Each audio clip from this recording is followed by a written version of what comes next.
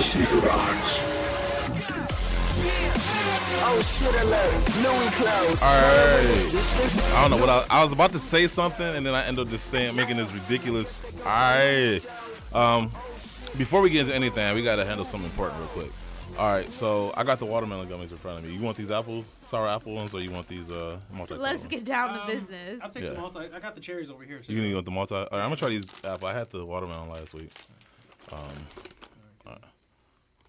Oh yeah, Lori on mic too. I'm trying not to eat them, but we'll see. I know. Oh, these limited edition. Oh man, I don't even want to open the bag now. Should I keep it in mint condition? Will it lose its value? Should you vacuum seal it in plastic? Sorry, y'all. If you eat them, they definitely lose their value. Oh yeah, that's true. Sorry, y'all. I mean, gummy bears, man. I've been on a gummy fix the last 33 shout out years. to Francis 313. Shout out to me. Yeah, I know Francis is like my. And shout out to Julian. Shout out to Julian. If gummy bears were drugs, he would be my drug dealer. I'm your pusher. Yeah. Yeah. You want some? Okay, so yeah. real quick. Remember last week and the week before and the week before that? When, we have cherry, multi, and watermelon. So. All right, so real quick, I guess we should go through introductions so everybody knows who's in the studio today. I am, of course, your host, the African Caesar.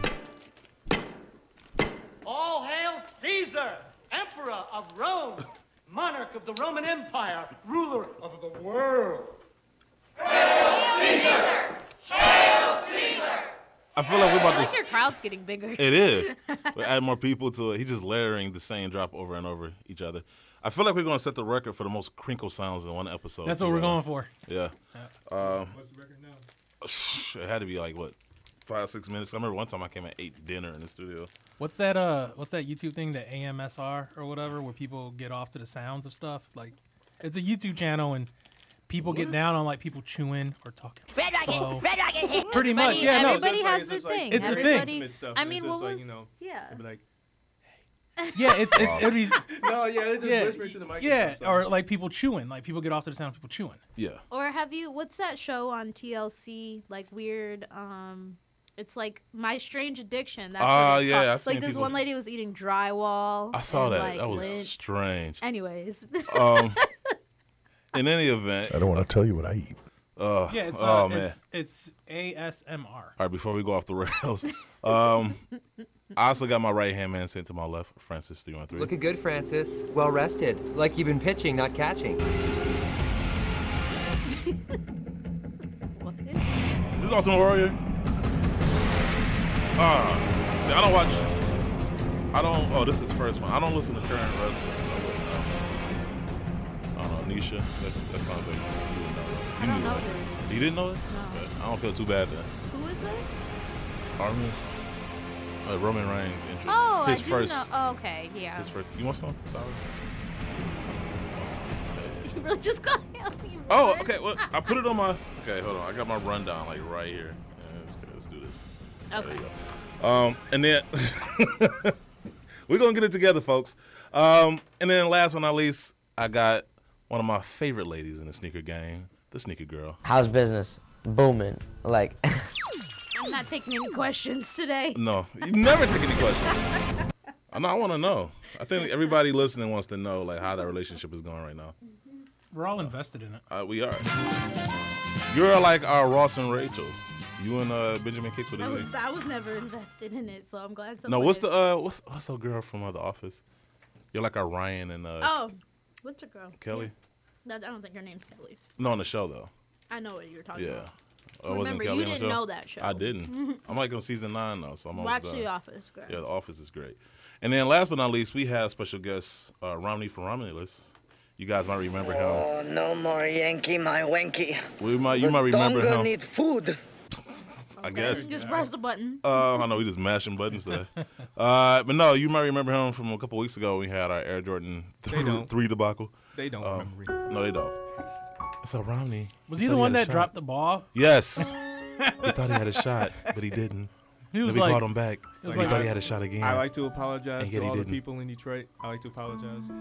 He was to the people at the Romulus airport. It was him who was like, he said the wrong answer, and Caesar was like, "Yeah, you said." But he was like, "Didn't you say it was like?" You told me to say this. He told me to say this. Oh no. He blew our He cover. peeked behind the curtain. Way to roll with the punches, Romney. Did we bring him his crap? Yes. Okay, cool. Yes, I got some crap for you. I felt bad, because I can only imagine you got that second phone call. You thought you still had a chance. No, yeah, I'm just like, wait, what? How many phone calls did we send us? Like 2 or 3, right? Yeah, it's at least 2 or 3. Yeah. So we can't. And the guy that won, don't feel bad. The guy that won didn't get anything yet either. Oh, wow. I know. Yeah, I'm still talking to him. Look, I'm telling you right now, no Joe Kicks. Y'all better get on it. I'm not playing with y'all. So get that together. 8-9's working on it too. It would, and it's the first time in the first history of ever on the show too. By the way, usually when we give away a shoe, it's like a normal size foot, and this guy wears a size 15 like me. I guess you're just gonna have to give him something that you own. Oh no, I know I didn't give him one of my shoes Give him out of my something out of personal your collection. collection. Yeah. How are you fitting in those? Those are 11s. You're fucking 9 feet tall. You're like the Yao Ming of Nazis. It's not making sense. There's always a way to make things fit. I know we'll get there, but when we talk about the Yeezys, they did go up to a size 17. I thought that was There you go. interesting. I just feel like that. at this point, continuing to make Yeezys is a lit. waste of material and time. Give it But up. that's just my opinion. But you tried to get a pair, didn't you? We'll talk about it. Oh, okay. She got a mouth full of gummy. Sad Is it story cookies or gummy ahead. bears? Cookies. All right, Girl Scout cookies. Shout out to them. Shout out to Caesar's daughter. Yes, man. She sold over $200 worth of cookies. So That's I don't what's know. up. There you go. I don't know what that gets her, but I don't know, brownie points, bragging rights. I don't know what it. A pin. I know. She gets one of those sticky hands that you can slap on the wall. Oh my man. gosh! Do you remember like going to like Chuck E. Cheese or wherever you go, but like to redeem tickets? Yes. And like one of those sticky hands is like 200 tickets. Yeah. Yeah. Oh, yeah, they low key ripping you off. Well, you could buy it for $1 and you spent $30. I saw one like We should go to Dave and Buster's. CJ Barrymore's is giving Or away a there. small flat screen TV, but you need like 100,000 tickets. That's it. Yeah, it's like ridiculous. How big Like, is it, 23 You inches? might as well go ahead and just buy one. Like the amount of money that you had to spend on those games. Yeah, but is this when you're just trying to? It's not. Yeah. Anyway, let's get through our Fab 5 releases from the previous week. No. I'm sorry. Is it the See, this Fab- is what happens when you having too much fun in the Fat studio. 5 or Fat 4? What is the show called? Did we do Yes. Yes, this is what we're going to do. So, anyway, if you're just tuning into the show, you just stumbled by accident. This is the Sneaker Box Podcast with Sneaker Bar Detroit, a part of the Crepitech family. What's the point of spending all that money on your shoes if you're not going to keep them clean long enough to get your money's worth? Practice safe stunting. Go to crepitech.com to get your shoes from protection. Also, excuse me, make sure to follow us on social media, in particular Instagram, since, we're giving you guys the right to vote. You have the right to vote in the election as far as politics, but you do not have the right to vote on the shoes we pick. But I'm being generous. So I'm letting you guys, since I did such a horrible job on it. Make sneakers great again. Yeah. So anyway, you can vote on Instagram by following us at the _podcast and just liking the particular shoes that you would like to see on the Fab 5 list for that week. You can also follow us on Twitter at the _. You can follow us on Facebook by simply looking up the Sneakerbox Podcast page. And if you'd like to talk to us live on the podcast today, you can call us at toll-free 888-799-5267. We've got a number of stories we're going to get into. I guess the most pressing one is the whole shoe surgeon and I want to say Chase debacle. Yep. FBCC Bay Area is going to come on the show and talk more about that because he has intimate knowledge of the whole situation. Is that a law firm?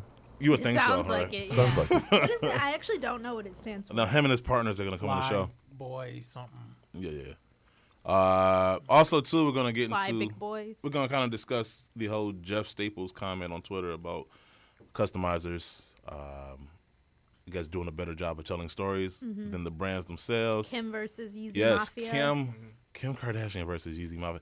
Okay, Like, I hate to be typical, but I'm a junkie. Like, I watch it every week and I follow them. And it is what it is. Like, at the end of the day, we all got forms of entertainment. I watch, Family Feud and the news, Why do I feel like you still get TV guys sent to your On a house? completely different level than What? Kardashians. Like Family feels like on a. I'm just saying on that the it's a same level. diverse array. That's just No, one of yeah, the yeah. things that I watch, like Planet Earth. I like that. Right. Like, it just, that just Oh happens my to God, be one of yeah. the things You that definitely I get TV watch. guys delivered to your house. And crossword puzzles. Wait, side note, I was watching. No, never mind. No, go ahead and say it. Finish it. I was watching one of the court shows. Oh, my God. Sneaker girl. And the guy, look, I watch a lot of daytime TV these days. She looks like Like, she's you know what 23, judge but it she's. What? Like you know which judge it was? Million, the one with the red hair. Anyways, so the guy that was in court, like, had brought his documentations and stuff, and he had it on a typewriter. Like, it was like, Oh, wow. Oh, my like God. he typed out his documents. She's like, "Is this from a typewriter?" And he was like, I want to see a driver's license because I feel like you look 23, but you're really like 64. "It's about the mind." I see that. Mind. But yeah, also too, yeah, we're gonna get to the Kim K situation with Easy Mafia, and I just hate anytime there's a story that puts me in a position to defend Kim Kardashian. But Yes. yeah, oh man, I hate being right. That's called foreshadowing. Yes. We can tell what you're going to say. But yeah, once again, make sure. Brought to you by the letter F. Yes. Foreshadowing. Make sure to call us once again at 888-799-5267. All right, so now we can get into Sneaker Box Fab 5. Sneaker releases from the previous week. The Fab Five. Fab Five. The Fab Five. The Fab Five. The Fab Five. Top five, top five, top five. I saw it in my dreams. 5, 5, 5. Brought to you by 8-9 Manufacturing Company. 8-9 where quality meets design. Check out the collection of sneaker-based apparel by going to the website at 8-9.com. Make sure you use promo code TSBP to save yourself an extra 20% off of your purchase. And I must say, you definitely got to check out the Air Jordan 3 collection. There's some dope stuff they got in there. They got the joggers, the T-shirts, I think even a hoodie. Everything but the shoes themselves. So definitely go check them out. All right, so number 5, we have the Asics Gel Light 3, white, red, blue, and gray. I love Asics. They don't love me, though. So That's a good shoe for, like, the Tigers. it is. Like here. It is. I That like shade it. of red, yeah. I like it's like a not red I thought orange. that was orange. Well, they're calling it red, but it's more. It's like a reddish orange. Mango type color. They're saying red. Yeah, It's see, only blue, red. $110, too. I know that's the thing. That's the thing about Asics. Like they have dope shoes and for like a good price. Like Francis? Asics and Saucony. That's Yeah, they make some of the best quality shoes. Francis is like ridiculously quiet on this subject. Do you, 'cause do would you think- like them? I like No? Asics. Do you like these? You don't like these though. What about them? I don't. It's been I gotta say, it was a pretty slow week for sneakers. Yeah, well, It wasn't too many things coming out this week. I thought we were gonna have a Fab 4, so So, yeah, so there's number Is that what I 5. put? No. Oh. He just said because there was so little that we Oh, had available. just a to fab us. one. Like, here's the shoe. of But, the I week. mean, I think they're clean. Yeah, definitely a clean shoe, especially with spring coming around the Opening corner. day shoe. Number 4, we have the Puma Golden Suede. I love these. I mean, you can't make an all-go shoe bad. Like, I mean, you would have to work real hard. I'll wear one next week. Speaking of Puma, have you seen that the Big Sean collaboration, his model with Puma? Have you seen that one yet? I want to say I have. I've seen so many shoes There's this a week. couple Not that bad. promo photos not Yeah. that long ago. I've seen too many shoes this week. Honestly, kind of trying to keep Like, track it's all a of. blur. Hmm? It's all a blur. A little Yeah, bit. basically. There's a few that stick out my mind. This one. No, I'm sorry. I know I can hear the gummy bears. Not only did it get stuck to the roof of my mouth, but it's one of the sour ones too. So it's just like there's two things going on at once. Shout out to this. There's a pot gold chain in this picture. I like that watch in pot the upper leaf. corner. You see it? You know what I want? Oh, yep. Is I need a That gold picture chain. is probably is my that a college lion tuition over right there. on the top left? I need like a thick gold rope chain, like from like '91. I'll wear some ugly gold shoes next week for you. It's like that Bet that up. picture is like my whole college tuition right there. Man, what school you go to? Yale? No, Wayne State, but it could pay off. Pay it I was off. about to say that watch alone could pay that off right there. Yeah. I think they're cool. Yeah, definitely. I mean, it's a cool shoe. Once again, it's a slow week.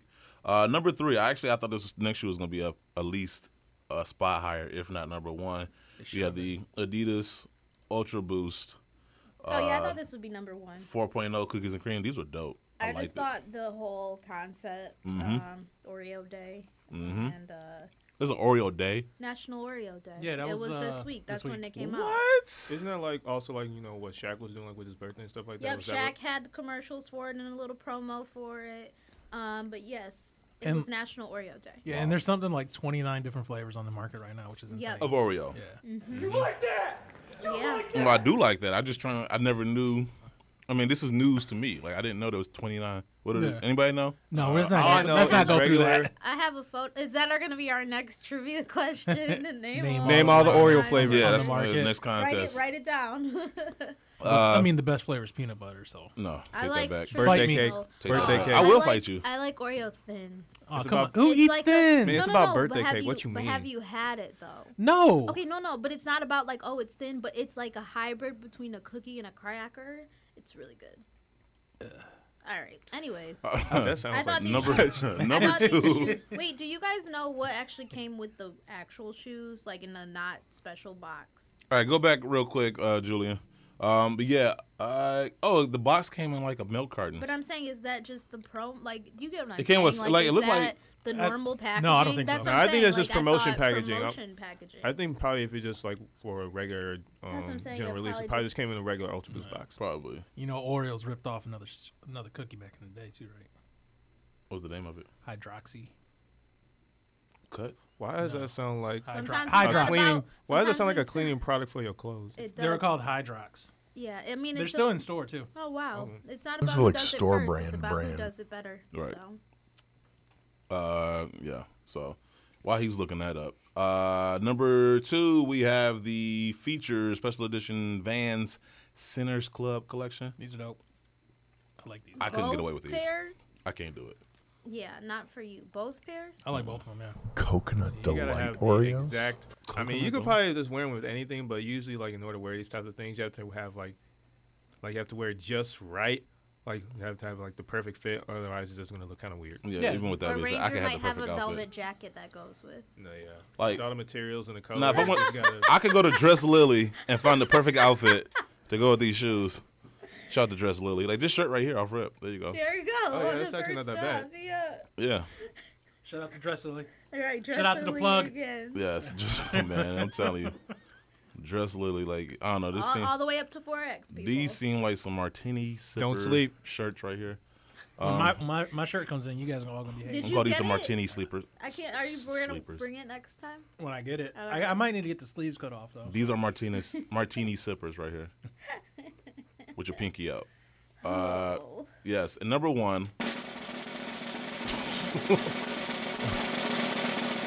The regular drummers on vacation. Like Regular toy, drummers on it vacation. sounds like Okay. a toy drum set, I know. It's like the something. little monkey with the. Yeah. I think I already know. It's the Air Drum Retro 13 Hyper Royal. I didn't get these.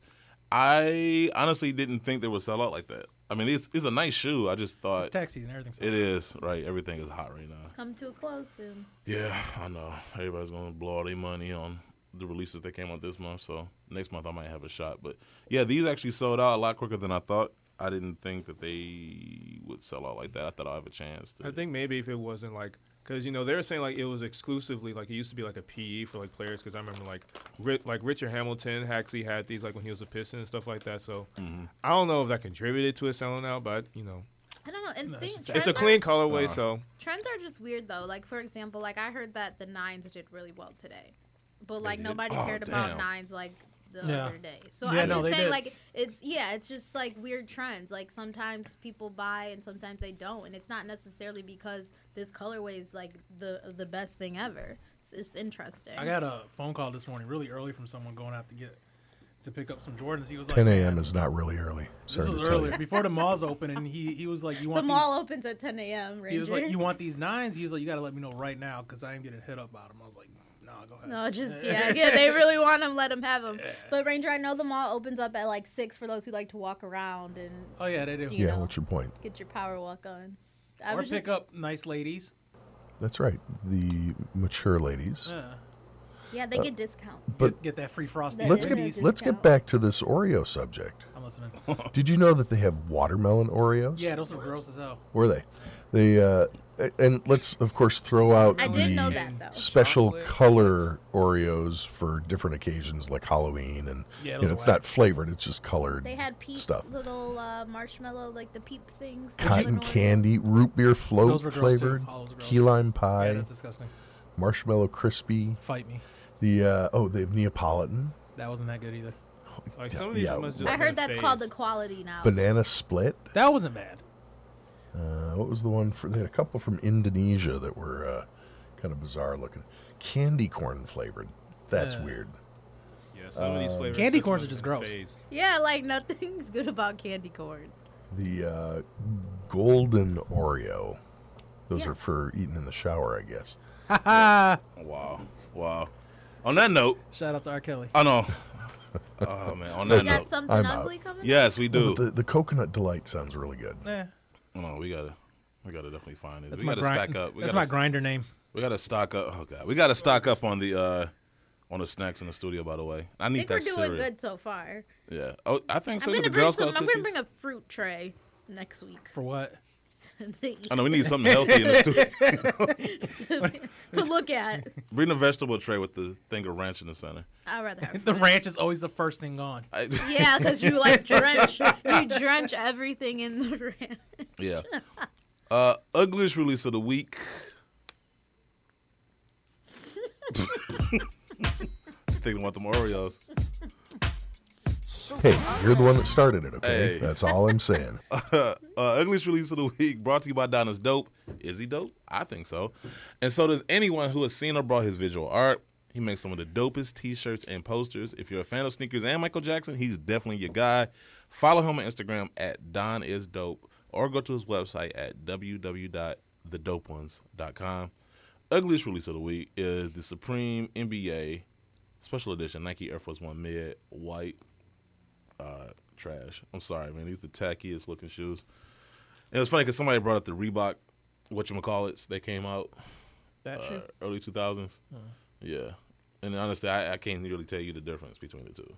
It was disgusting. Like, this whole Supreme collaboration is just like, I mean, power to you if you like it and if you bought it, like, just wear it and whatever. But it's just like some trends, like this one from like the early 2000s is just like, No, we made this super ugly? No. I mean, I already agreed that it was super ugly, but this is kind of how I felt. Like, it was already really ugly, right? But if you want to wear, like, all black and one of these shoes, like, if you really like it, do it. But then once that jersey popped out, then I was like, no. That's kind of what took me to, like, the max when I already thought this was a little too much. I see people just rocking these right now. With some and just like, and shout out to the people who are wearing the whole entire thing: the Supreme shorts, the jacket, the shoes, looking the jersey. Looking like a looking like they get paid. Yeah, looking like they get paid to wear it. Yeah, with the Supreme sleeve. Like, I noticed how like the Pistons logo is really big, and they're not. But it's like, covered up with the swoosh. What's up with that? It's covered up. Like, what's up with that? First of all, they deserve to be covered up right now the way they playing. Oh, true. They did win. Shout out to that dub though. Who they beat? Yesterday, the Bulls. They're number Everybody's 9. beating They're the Bulls. number 9, but they're too far away from 8 to even. Everybody's beating the Bulls. I don't even count that. It says the guy with the Bulls hat on, but we know you don't go by. You match your shoes. You just match. The hat your match my shoes. underwear. I'm just gonna ask you one question: is the hat dope? It's all right. No, it's solid it's 7 fine. out of 10. Wow, it's fine. I just think it's funny that you have no loyalty. Right. This hat is not indicative of you my have fandom. loyalty to matching. Yes, it's about matching. It's not about supporting the team. I could care less. The Bulls can go out of business right now, and I still wear this hat. Yeah, no. All right. You know what? We're going to take a break real quick, and then we're going to come back with ridiculous sneakers for ridiculous prices. For Guess This Price? We're doing Yeah, that? yep. Barry White Ranger here. You all know that I entertain a great deal, and when I'm out and trying to make my best impression, my ensemble is never complete without a really great pair of sneaks. Like me, you can keep your kicks in the best shape possible, simply with crep. Just a spray or two of crep, a quick brushing, and voila. Yeah, that was French. And my sneaks are protected from spaghetti, or a fine bottle of Chianti, or even a splash of mud while I help my special lady out of her chariot as we make our way back to my humble abode. You may not entertain as much as I have the opportunity to, but when you do, make sure that what you got on your feet looks its best, with crep. Take it from Barry White Ranger. You won't be sorry, and neither will she. Hey, this is Michael Smith from ESPN, and you're listening to the Sneaker Box Podcast. This is the real Ray 20, and you're listening to the Sneaker Box Podcast on Sneaker Bar Detroit. A shout out to Michael Smith too, because he's leaving Sports Center, right? I didn't hear about that. I know Jamel Hill left, but Yeah, it was like breaking news like yesterday or the day before. Really? Yeah. They should just go back to his and hers anyway. I agree. I don't even know they messed that up, but Money. I know Politics. But then they handcuffed him, so it's just like whatever. To be expected. That's a different channel. Wait, who are we handcuffing? What's his name? Cops. Yeah. No, Thank you're you, talking Human about Michael Resources. Smith. Michael Smith from ESPN, your favorite channel. I love that channel. Espen. Oh, we do have a caller. All right, you know what? Let's do this real quick, and then we get to whoever the Do we caller have is. do we have the game show music? Yes. So you guys know since last week we started something new. Ridiculous sneakers for ridiculous prices. I'm gonna name out the shoe, and then in similar fashion as to Price is Right, everybody in the show will guess what the price is without going over. Are we gonna see a photo? There's of no it? real prize to be won other than bragging rights. So Can we see a picture? Yes. Start with this first shoe. We got the Gosha. They get the parking spot, the Employee of the Month parking spot. Yes, that's the prize for this week. The Gosha, Rubchinski?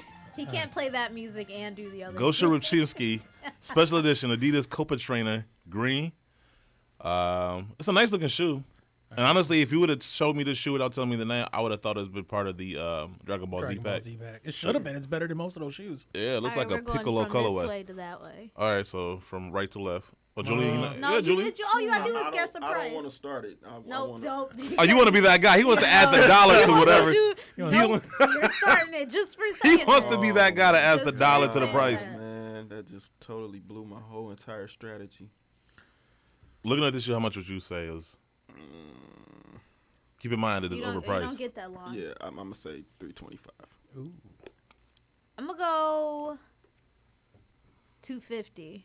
And you know what? I was gonna go $290. So there we go. Oh, okay. Well, all y'all would have lost because this shoe goes for $230. Oh. $230. You were supposed to let us bid again. Like that's the rules. Like you say. Oh, just like everybody bid. Next Okay. time. Yeah, We're now still I know. working out the kinks of the show. Yes. I'm the only one that's This is well-versed what happens in when you Price is record Right. live. I'm well versed in Prices Right. Yeah, So. this is what happens when you record live. The next shoe is the Adidas Y3. Oh, okay. Harrigan Core black. I love this shoe actually. That looks comfortable. It looks dope. If it didn't cost so much, I would get it. And if it came in a size 15, I would get it. Yes. So I started with Julian the intern again. 405. Why does that sound like you? That sounded very specific. I'm putting some thought into it now. 406. Oh. My strategy has Let's been see what implemented. Francis does. Wait, what is he doing?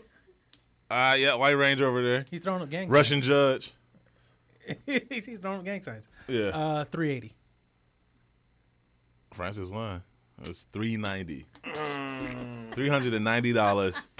You can get this pair of Adidas Y3 Harrigan Core black. Yeah, if it was Plus like tax. 150, Plus I know tax. plus tax. Yeah, plus tax it would be 406 on the dot. Scroll So down. stick Where can I around. buy it? Scroll down. Where can you buy it? Yeah, there's usually a Probably feature. Kith. All right, no, Oh, feature. feature. Okay. But no, it's actually a dope looking shoe.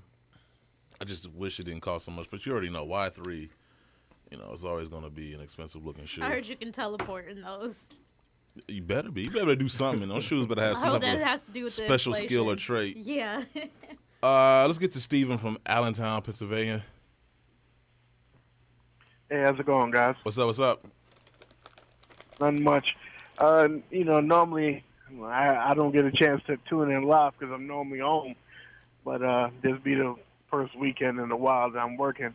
I just wanted to touch on a couple things from last week. Okay. With the so to speak, the shipping thing, I agree with Jumpman. I always make sure I get a signature. Mm-hmm. I had a when I lived in South Carolina, I had a problem with FedEx.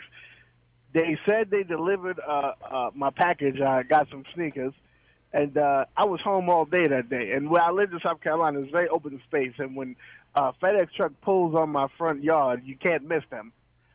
It says my package was delivered. I call FedEx. They try to say they delivered it somewhere else. My neighbors never said they got it. Mysteriously, the next day, my package just randomly shows up on the front step.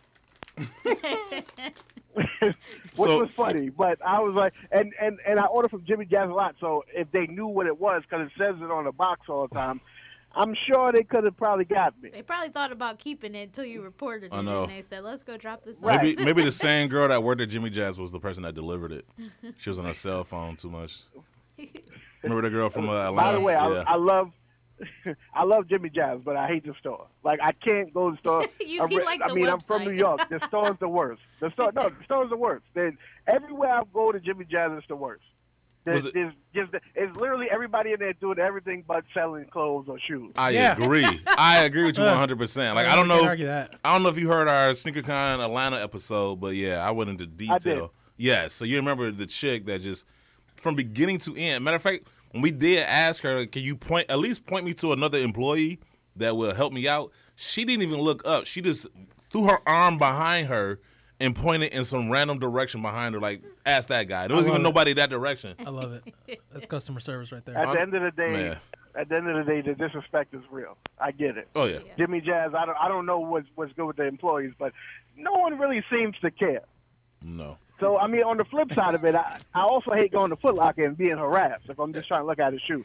So maybe I'm just, like, right in the middle. You know what? Looking for a common ground like you don't. Just go to Villa. Go to Villa then. You know what my gripe is with, like, Foot Locker is I ask for a certain shoe in an 11, and they'll come back with, like, 5 other shoes. We don't have that. We don't have that 11, this, but we have this 12. We have this in a 9.5. We have this in pink. Exactly. So it's like you don't want I'm a very specific person. Like, if I go to a store, I only want the shoe I want. I don't want a different shoe. I mean, and I get that most people, when you buy shoes and you have your mind set to buy shoes, I'm going to buy a shoe. But I'm not going to buy the shoe that you suggest. I might just go a different way. No, I agree with you. You know what, though? I will add to that. There has been times, though, when they pulled some stuff out the back, there were some sleepers, or that I thought were sold out. But how many times out of 10? I mean, enough. Okay, enough for me to at least wait for them to bring out whatever they got in the bag.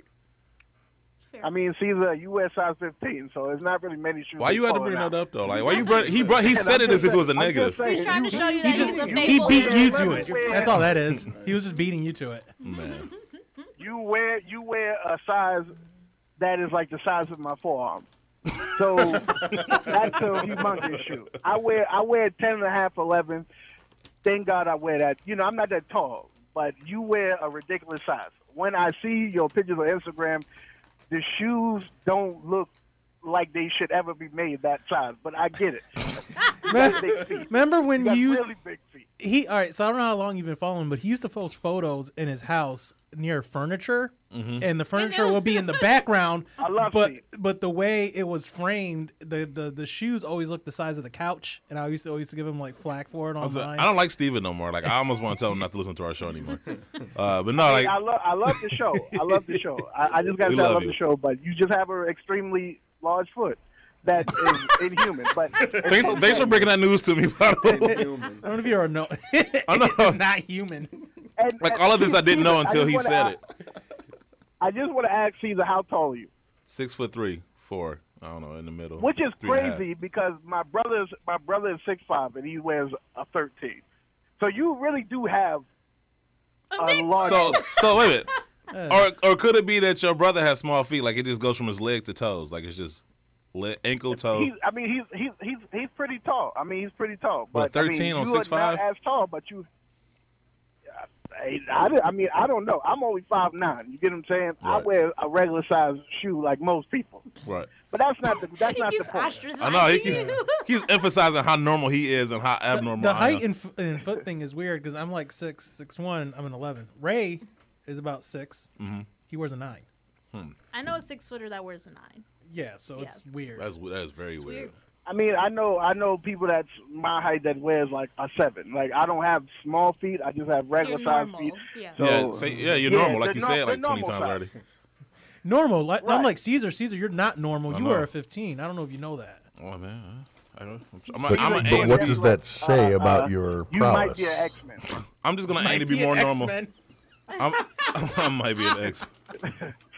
You might have special powers. I might. But I just want to say I love the show. I don't always get a chance to call up. I always want to call up, but when I'm home, I ain't got no chance. And there's another thing I wanted to touch on. When I went to the mall a few weeks ago to get my daughter's ears pierced, I forgot it was tax time. Oh man! There was just an abnormal amount of people there, and all I want to do is just get my daughter's ears pierced, and she's about 6 months old. But it was just a ridiculous amount of people there. Ridiculous. And I just turned around and then went back home. Most Because it was year. crazy. Watch at the same time next month it's gonna be empty. You can see tumbleweed going down the hallway. She can wait another few weeks. Watch. Just watch. I'm telling you, there's nothing more annoying than tax time, where broke people get to act like they're rich. People balling. People balling out. Just at least for about 2 months. Temporarily. 2 months, I'm going to be looking on eBay to see the people that bought those shoes to sell them because they need to get their money back. Yeah. Yep. Exactly. You know that's going to happen. Sounds like a good idea. I can't wait. But thanks for calling in. We appreciate it. Yep.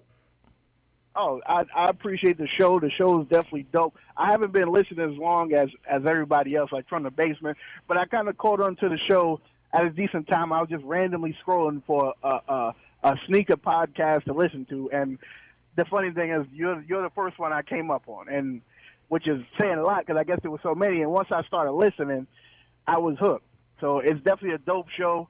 I try to put other people onto it. They don't have the time I got. I drive trucks for a living, so I have the time to just listen and listen thoroughly, and then go back and listen to other episodes I missed. But it's definitely a dope show. No, I definitely appreciate it. Thank you. And I could give you my word that I would try to do what I can to be more normal like you, within reason. I'm just me.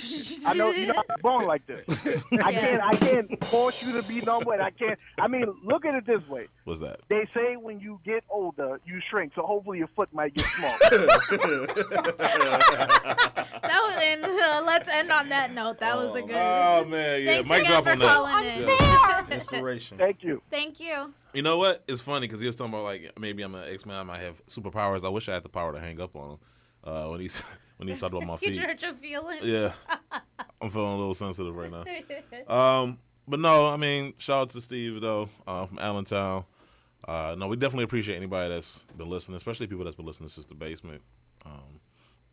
But yeah, we're making some movement, I guess. I wanted to touch on the tweet by Jeff Staples earlier this week, where basically he said, "Do you want to say who that is in case people don't know?" Who doesn't? Who doesn't? Francis would be more versed to describe Jeff Staples for me. Well, he's the designer and founder of Staple Clothing, the Pigeon. He designed the Pigeon Dunk that probably is arguably the shoe that started the big sneaker hype with the riots all over New York. Mm-hmm. He's designed a couple even shoes that you probably don't even think of. He's had collaborations with Puma, New Balance, multiple times in Nike, like I said. He's probably one of the originators in the streetwear skate genre. He's up there with Nicky Diamonds, and he's one of the originate brands of that culture. Yeah. So he's up there with Staple, Diamond, Zoo York back in the day, right? Alphanumerics. But basically, he tweeted out, "We have now reached the point in sneaker culture where the customizers are making better shoes, better designs, and better storytelling than the brands themselves." And to be quite honest, he's not lying. Like I don't disagree with that one bit. No, but I also want to throw it out there. We are also talking about a tweet of a guy that re-released his Pigeon Dunk in just black. That's true. So that's true. But it's one of those things. He isn't exactly Picasso nowadays. No, but it's one of those things when you know that you can. I wonder if people like him or even the brands themselves know we can make money by just doing this. So like, why put in the effort when we know we can do this? Like Supreme, like coming out with that NBA crap shoe they came out with. Like part of me thinks they knew that shoe was tacky and it was trash, but they knew it was going to sell. So why not? You know what I'm saying? Yeah, no. If you take Supreme off that, nobody's buying it. Exactly. Honestly, I don't know. I don't know. I have a lot of thoughts, but like more broad thoughts, not just like Do tell. Just like how people end up being designers for companies. Yeah. Like they have minimum requirements, and like you had to go to design school, you had to do X, Y, Z, And that's how they usually end up in that role. Yeah. They hold that role for years and years. They end up loving the brand they work for, the company, and sometimes your ideas as a designer just get tired. And I'm saying, like, yeah, you should reach out and figure these things out, but I feel like people hold these positions for a long time and had the credentials at that time when that's what they were looking for. So I'm not saying, like, oh, they're not good designers, but, you know, people get stuck in the routine, and that's kind of what we talked about when we were at, like, Nike headquarters, just knowing that it's not always that they don't care. It's just that they've lost that spark or that touch. And sometimes it's how do you see these other designers and be inspired, but maybe they don't want to hire. Do you know what I'm saying? Like, no, I see a lot of other factors other than just like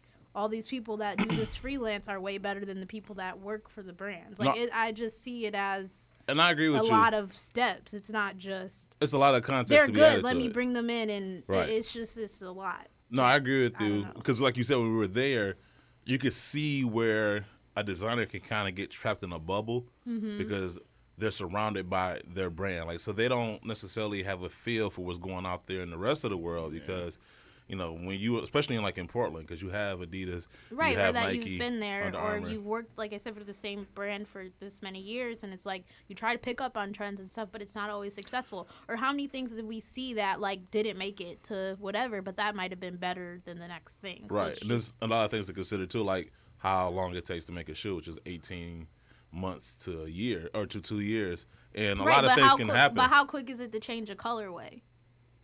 I mean, if you already started... but I'm saying, like, that's what Francis was saying, how that guy, like, released the same color because it's easy. Right, because he knew it was going to sell. Right, versus trying to get these new materials or this premium quality, this, that, and the other. Right. And then I feel like sometimes they do go after that, and then that stuff doesn't sell, and you put a lot of investment. So I see a lot of different areas from that, but I see what his point is, but I see the other factors as well. Like, yes, we're losing some creativity, but, like, how do you bring that back? Right. Well, I feel like it's something that we got to distinguish. So, like, one, like, going back to the amount of time that it takes to design a shoe, from the point where from a designer starts designing a shoe to the point where it's produced and then it actually hits the shelves, once again, it takes 18 or 2 years. So 18 months to 2 years. So a lot of things can change and happen, especially now because trends are so accelerated now and everything is like more fickle than it used to be.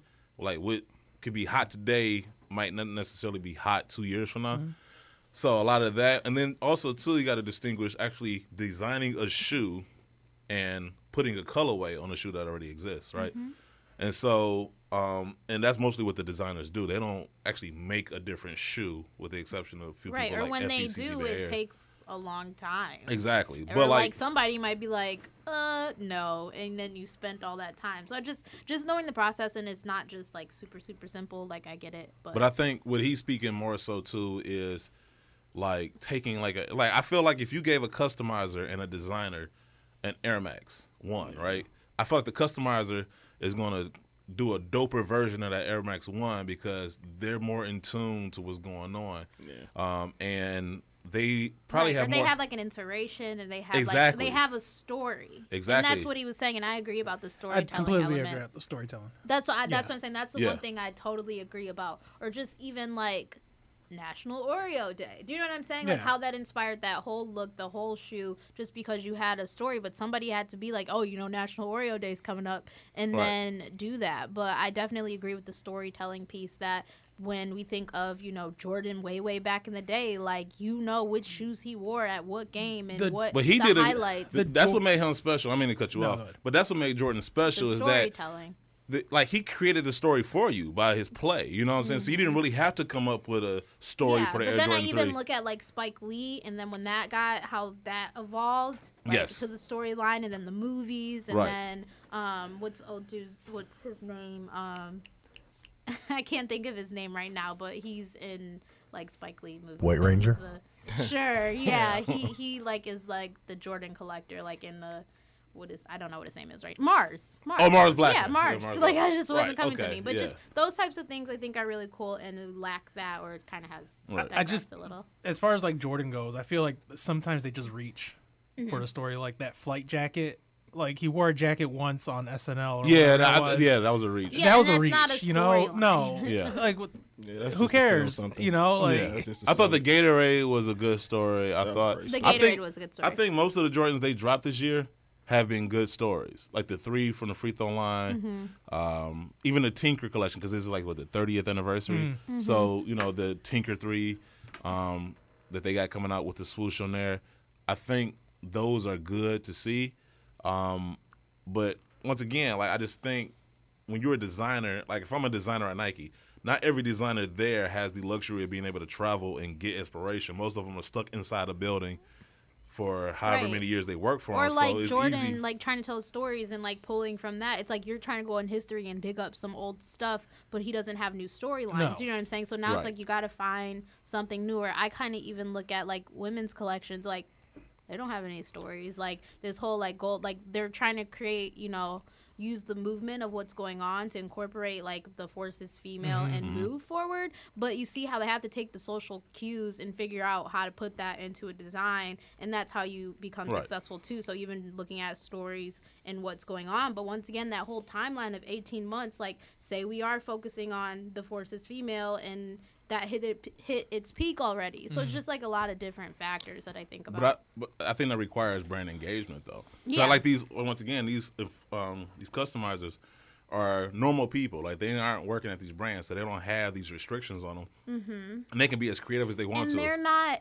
they're not getting, it's not like one paycheck that they're fighting for. It's like you want this to be good so people notice you and Yeah. people talk about it and it becomes something, versus like when they're relying on you to make the next big thing. I feel like there's a lot of pressure and just different things that just get left out, because like versus when you're a true artist and can do whatever you want whenever you want, like Yes. it's different versus being in a time crunch. You're like, we need a shoe to be released next 6 months from now, do this. Like I also think that especially being in that environment, like a lot of people, we customize off of things that are already in existence, that are already hot.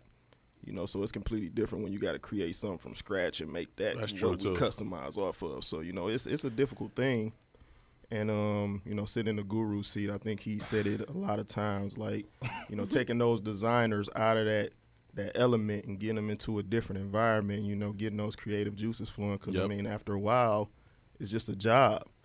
You And can that's lose what I'm inspiration, saying, yeah. man. And Yeah. that don't make you trash. That just means you need to get inspired again. Because if you've done something great before, you obviously have it in you, so you can do it again. well, also when you go and do the Nike Bespoke at 21 Mercer or in London. Have you done one of those? Yeah. Ooh, I just want to ooh you. Ooh. No, but what I was He going to already say knew is, the answer. He but what I was just didn't what I want was to going to say say is, when you get in there, they have examples of what the designers do in their spare time in that lab. They have them on the wall, so you see colorways of Air Maxes and Air Force One and do, but there's usually stories behind them. And also, when you create a shoe with the Bespoke program, they send it back to wherever you made it in 20 Mercer in the United States. They photograph it. You have an index, so they have an archive of stories that people told through shoes already. So they have people that have recipes of Slova, but Slova did a shoe for when he got married. And it was like a tuxedo like style, so there's a story behind that.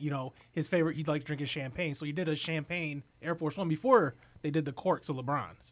So they have an archive of stories that I'm sure if they can reach out to some of these people and just be like, do you mind if we do a version of this, put it in production, tell your story through Right. it? They just don't. I mean, but I just think going back to his point, like sometimes and like being there, like we were inspired. Yeah, and I was just about to say how they had that space. Yes. That people could go and get inspired. And Exactly. the space that they had, things that can inspire you, as well as some surface of the story where you could at least go look it up or figure out or learn more. So they did have spaces like that, but I don't know how often they're used or, Right. what it looks like. But just to know that they have access sometimes to these type of things, but it's You know, still, like you can miss that. like in school when you when you be doing like a research paper or something and you'll be working on it for so many days and sometimes you got to step away or maybe even have somebody else look at it with fresh eyes. You know what I'm saying? So like once again, if you working in these four walls all day every day, right? Sometimes you might get lost in the monotony, and then like I said, we were excited because that was our first time there. And I was also going to say that just like back to like school and HR, advertising, marketing field and arena, the best things are focus groups. And are they? not as far as like they're not. I'm not saying they're fun, but to gather information from people that are outside, or like even Chevy and different things will do stuff and show people a new truck model and talk about it and get inspired and hear from people that are just on the street every day that have some good things to say or have just things that inspire them, and it sparks something. It might literally be one sentence out of a whole 2-hour conversation, but that might be the one thing that you need to create something new. And it's funny you say that. We did. And it's funny you say that because you see Adidas, they're doing this whole creative thing now, and they're allowing a lot more, like, because before celebrities and athletes would just be endorsees. They would just, here's the shoe, wear them, and look cool. Right, but now they like want them to be a part of the exactly process. actually help design and everything, and so that's why you see like Drake thinking about going there, and stuff like that. And so with Nike being, oh my god, the 1-year-old superstar designer. I can't wait to pick up his ones. I know, right? Like literally, his onesie. He has some really cute clothes, though. Oh my god! Yeah, he designed it himself. Yeah, he did. He pointed and smiled. But no, going back to that, and but when you're Nike and you're so big and you're so used to doing something, it's easy to see how they got like lost touch with some things. And when you're so big, you can't necessarily be in the streets as much as you would like. And now. the thing is that somebody's always buying stuff. Like just because it's not hitting home and we're all not buying it, like somebody might be buying it enough to them to not see the trend that XYZ is not selling that well. Like it's got to have a big impact. That's what I hate about corporate, though. The thing I hate about numbers. No, that's what I'm saying. It's all numbers. It's strictly numbers as opposed to being creative. Like a customizer, they have that freedom to be like, yeah, there's nobody sitting there like, yeah, that's nice, but let's not do that because we did some crunching and we feel safer doing this. Or, I mean, once again, going through the archive at Nike, how many shoes did they have that they didn't come out with, or how many shoes did they think about coming out with but they weren't sure, and so they held up? Remember the up tempos?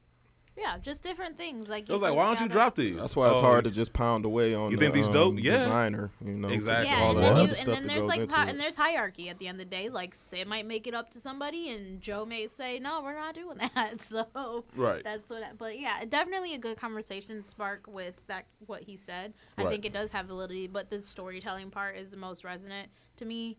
Because I wouldn't say like, oh, somebody that works for Nike and designs is better or not better than the next person, because you don't know, like, at the end of the day. But I do agree about the storytelling piece, and I feel like brands are realizing that and trying their best to go along with that. You know what the crazy part is? Oreo sell, You know what the crazy part is? I actually talked to like at least 4 people that worked at different brands, and they actually agreed, like they didn't want to comment on our thread, because they work for these brands. So they can't do that. But but there's a lack of they did reach out to me privately and say, you know what, he has a point. Now they themselves aren't designers, so it's kind of easy to say. Side note, coming soon for other Oreo flavors are nice segue. Kettle corn Oreos, pina colada Oreos, and there's another one at the top I can't see. Cherry Coca-Cola. Cherry Coca-Cola. Those might be kind of good. Actually, Cherry Cola, not Cherry Coca-Cola. Oh, sorry, yeah, that's branded. Yeah, those might be good. Yeah, so you know what?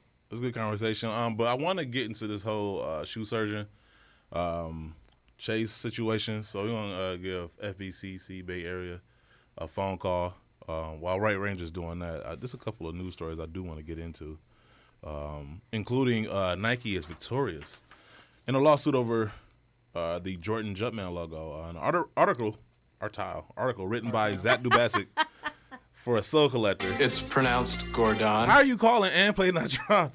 That is amazing. Nike has emerged victorious in a lawsuit brought on by Jacobus Rentmeester. What? It's pronounced Gordon. I just typed it to you. Shout out to White Ranger. Jacobus Rentmeester. He's got like 4 hands. I know. It's pronounced Gordon. How am I saying that wrong? He just likes pressing it. Oh, he just okay. Because you're giving, like, he's trying to do his job and you give him a I'm like, there's only one way. I typed it on the screen. He's checking his cell phone. You said you texted to him, yeah, you so texted that's him. why he looked. Well, we got I want to press the button. I got your back. Oh, my God. I want to press the Gordon It's button. pronounced Gordon. Oh, my God. I want to press it. Can I go press the button? What button? The Gordon button. Oh, no, it's hard enough letting White Ranger, like, not press it a million times on the show. But The art. Yeah, it's an article. art icon? So Jacobus Rentmeester. It's pronounced Gordon. Are you kidding me? Yeah, this dude sounds like a villain from like some type of like I don't know what. I'm trying to think of a old novelist. I don't know, Edgar Allan Poe. Yeah, like I don't know, like it sounds like a character from like Dr. Seuss or something. Jacobus Rentmeester. Anyway, in which he alleged a photograph he took inspired Michael Jordan's Jumpman logo. The Ninth Circuit Appeals Court in Oregon issued an opinion. It's pronounced Oh my Gordon. God! Are y'all kidding That me? was pressed by Francis. Yes, Francis. I should have known he was going over for that, by the way. Yeah, and then he almost broke everything in the studio. I know, he was like a bull in a china shop just to press that one button. Bull in a china I know. shop.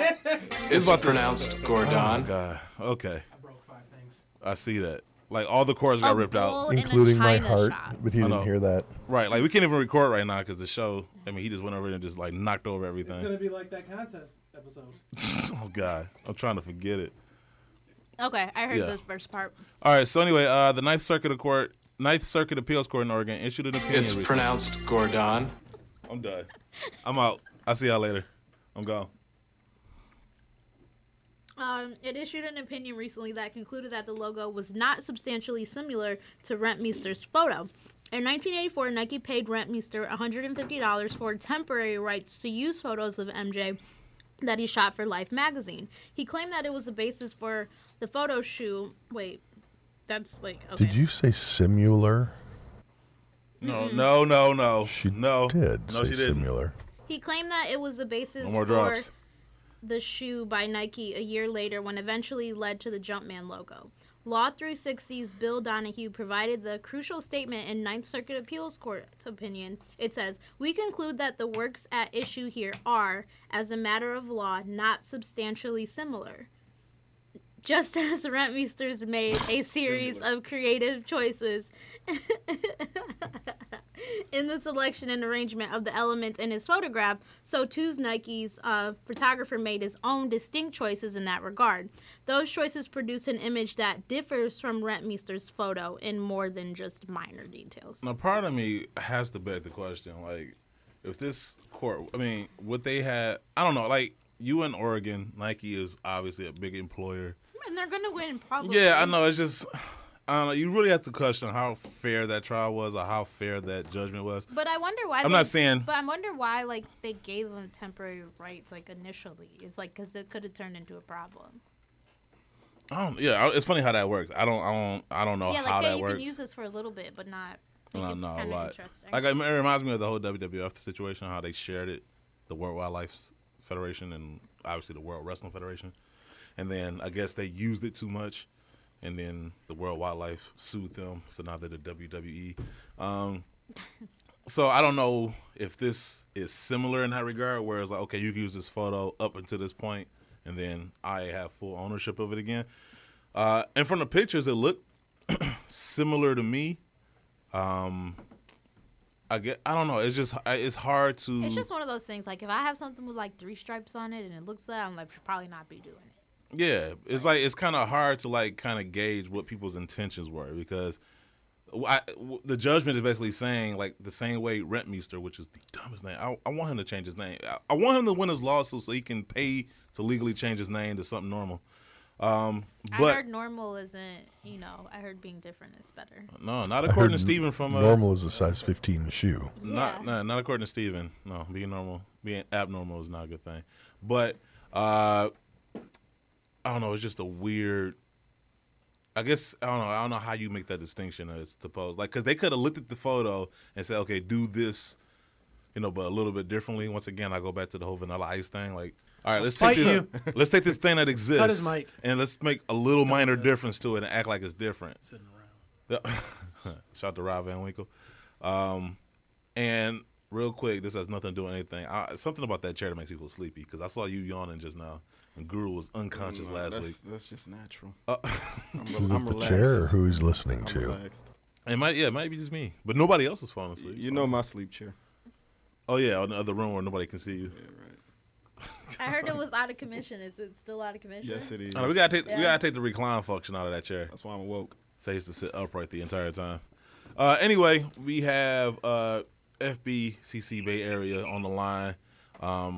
I think everybody at this point either has seen or has at least heard about the whole situation between shoe surgeon, I guess allegedly stealing ideas and planning to profit from it. I guess now he's changed course. I don't know, but yeah. So we'll let you I'm gonna let you tell it because story. I told you yesterday that you do a better job of going on rants than I do. So I'm gonna hand you the microphone now.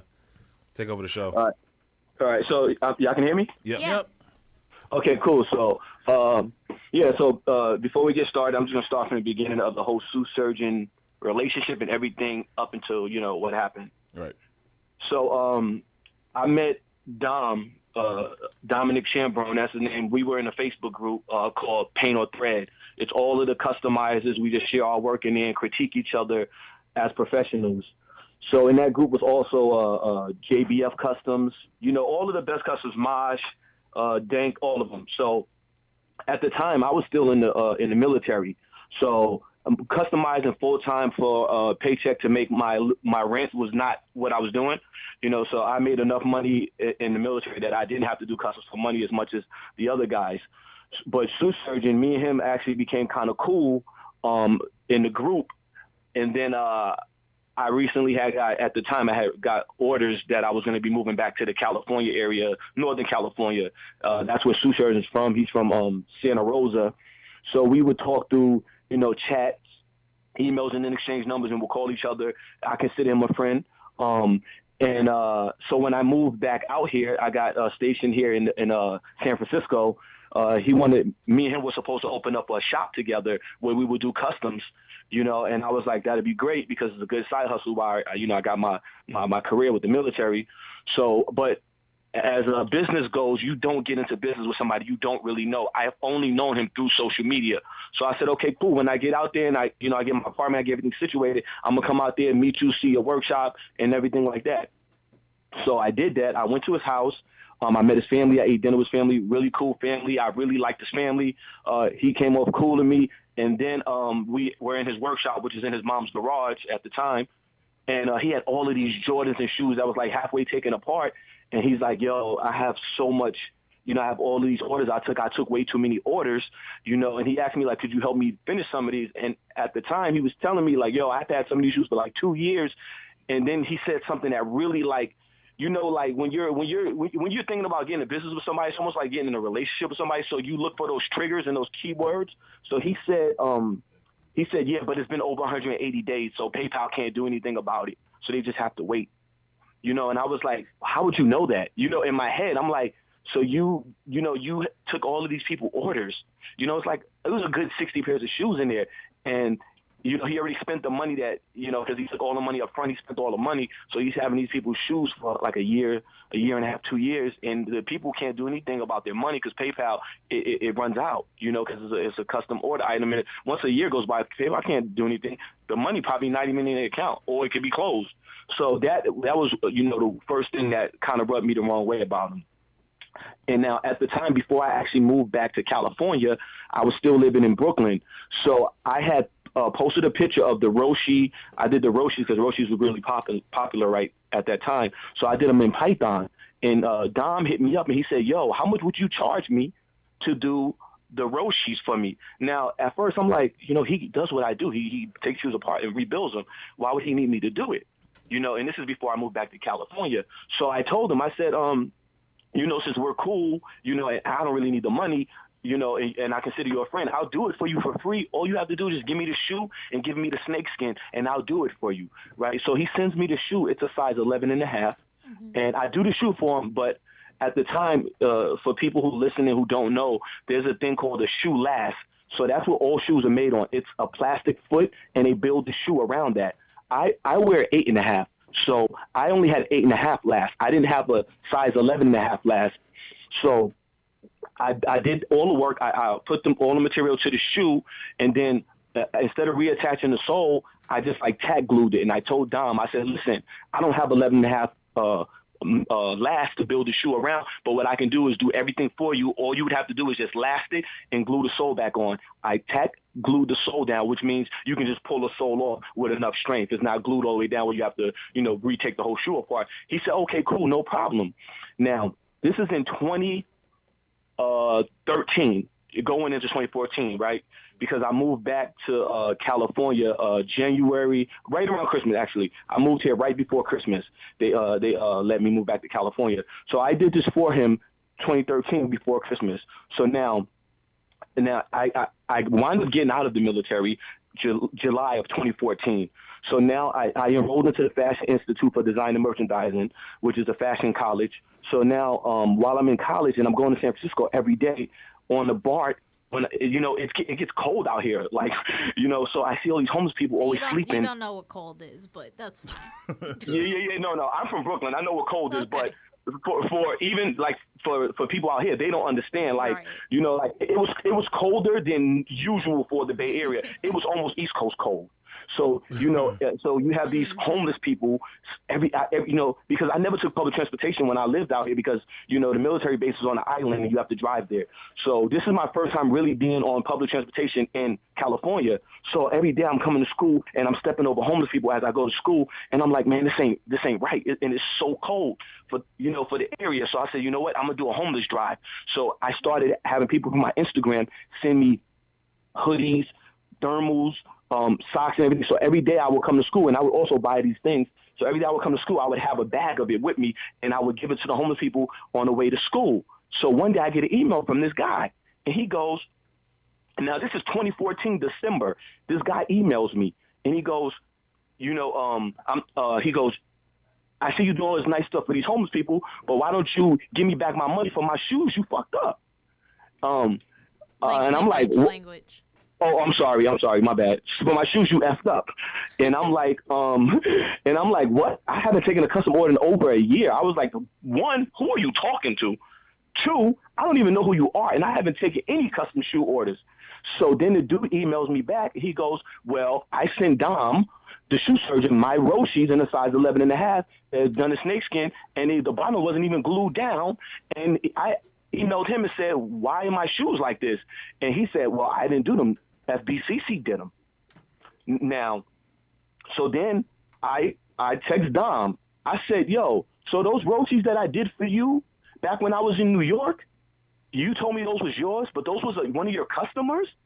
And now that customer is emailing me, telling me that you didn't even glue the soles all the way back on before you gave to him or relapsed the shoe. And this was his, and I swear to God, I have a daughter in heaven. I swear to God on my daughter's grave. Everything I'm saying in this interview is the truth. Wow, he texts me back. And he goes, Merry Christmas. That's all he said. Oh, yeah, nah. That's all he said. Nah. So I text him back. I said, check this out. When I see you, I'm putting hands on you. I'm letting you know that now. Because he had already moved to L.A. He doesn't live in this area anymore. But I said, when I see you, I'm putting hands on you. And I'm letting you know that now. So when you see me, you know it's on site. So you don't think I snuck you or anything. You owe me $5. Because now I knew what he was going through when I went to his house. I knew he was in debt. He told me he was in debt. He looked worried. He was stressed out. And he had all these other shoes to do. So I knew his situation. And I'm the kind of person, I have a heart. So if he would have texted me back and be like, you know what, D, I was in a real bad part of life at that point. You know, I'm sorry that I did that I abused our friendship like that. And I would have said, you know what? It's all right. I understand. You made a mistake. You apologized. I'll let it go, but I can't rock with you no more. That's what I would have said. Straight up. Right. But he didn't do that. He goes, Merry Christmas. You know, so. That was real passive aggressive too, by the way, because that would have pissed me off too. Yeah. So then, now the thing with Chase was also in that group, and Chase grew up poor in Australia, and I also befriended him via that same page, because I always like, this kid is so talented. He'll like hand sew Jordans. I'm not hand sewing anything. Like, he can hand sew shoes, and like I always was like, Dad, I wish I had your patience. Like, your patience is amazing. So at that same time, when Sue Surgeon was living out here in Sonoma, he told me that he was going to get Chase to move out here to help him finish those shoes, and that he was also going to try to find Chase a wife so that he can stay living out here, because Chase is from Australia. So after that whole situation, I stopped dealing with him. I looked through Instagram, and I seen Chase did actually end up coming out here and he was working with the shoe surgeon and actually teaching the shoe surgeon how to sew shoes the right way. Because at that time, and you know, he probably deleted all his old work, but he was doing all his stitching was sloppy before, right? So when Chase came in, he also started telling his work started getting better. But Chase was out here for about 3 or 4 months until his work visa expired, and then Chase got sent back to Australia. So now, you know, then Chase ended up working with, because I always like, because like I have like really deep conversations with Chase on Messenger on Facebook, because he's a really cool dude. Like even if I need help with something, I'm like, yo, because when Chase does Jordan 1s, if you look at his pictures, he makes the whole front of the shoe flat. Like even when I reconstruct shoes, because when I reconstruct shoes, I still use the authentic materials of the shoe. Like I'll wrap them, right? But Chase does a technique where he doesn't wrap the shoe. He had it flat. He lays it flat down. And I asked him one day, I said, yo, how do you do that to make it flat? Because I've never seen a Jordan 1 lay flat. And then he said, okay, 1 minute, mate. And he sent me a video and made a pattern, and he drew it. And he sent this to me on Facebook. Now, like with customizers, they don't do that. They're not going to tell you how to get better because they look at you as competition. Right. But this is just how nice this guy is. Like, and he's like, hey, and if you want something for filler, you should use cork filler. Like, he has no problem helping you. So, like, I was like, he's like a genuine nice person. You know how you meet somebody, like, how are you so nice? Like, who raised you? Like, he's so nice. Yeah, he's from Australia. That's one big indicator.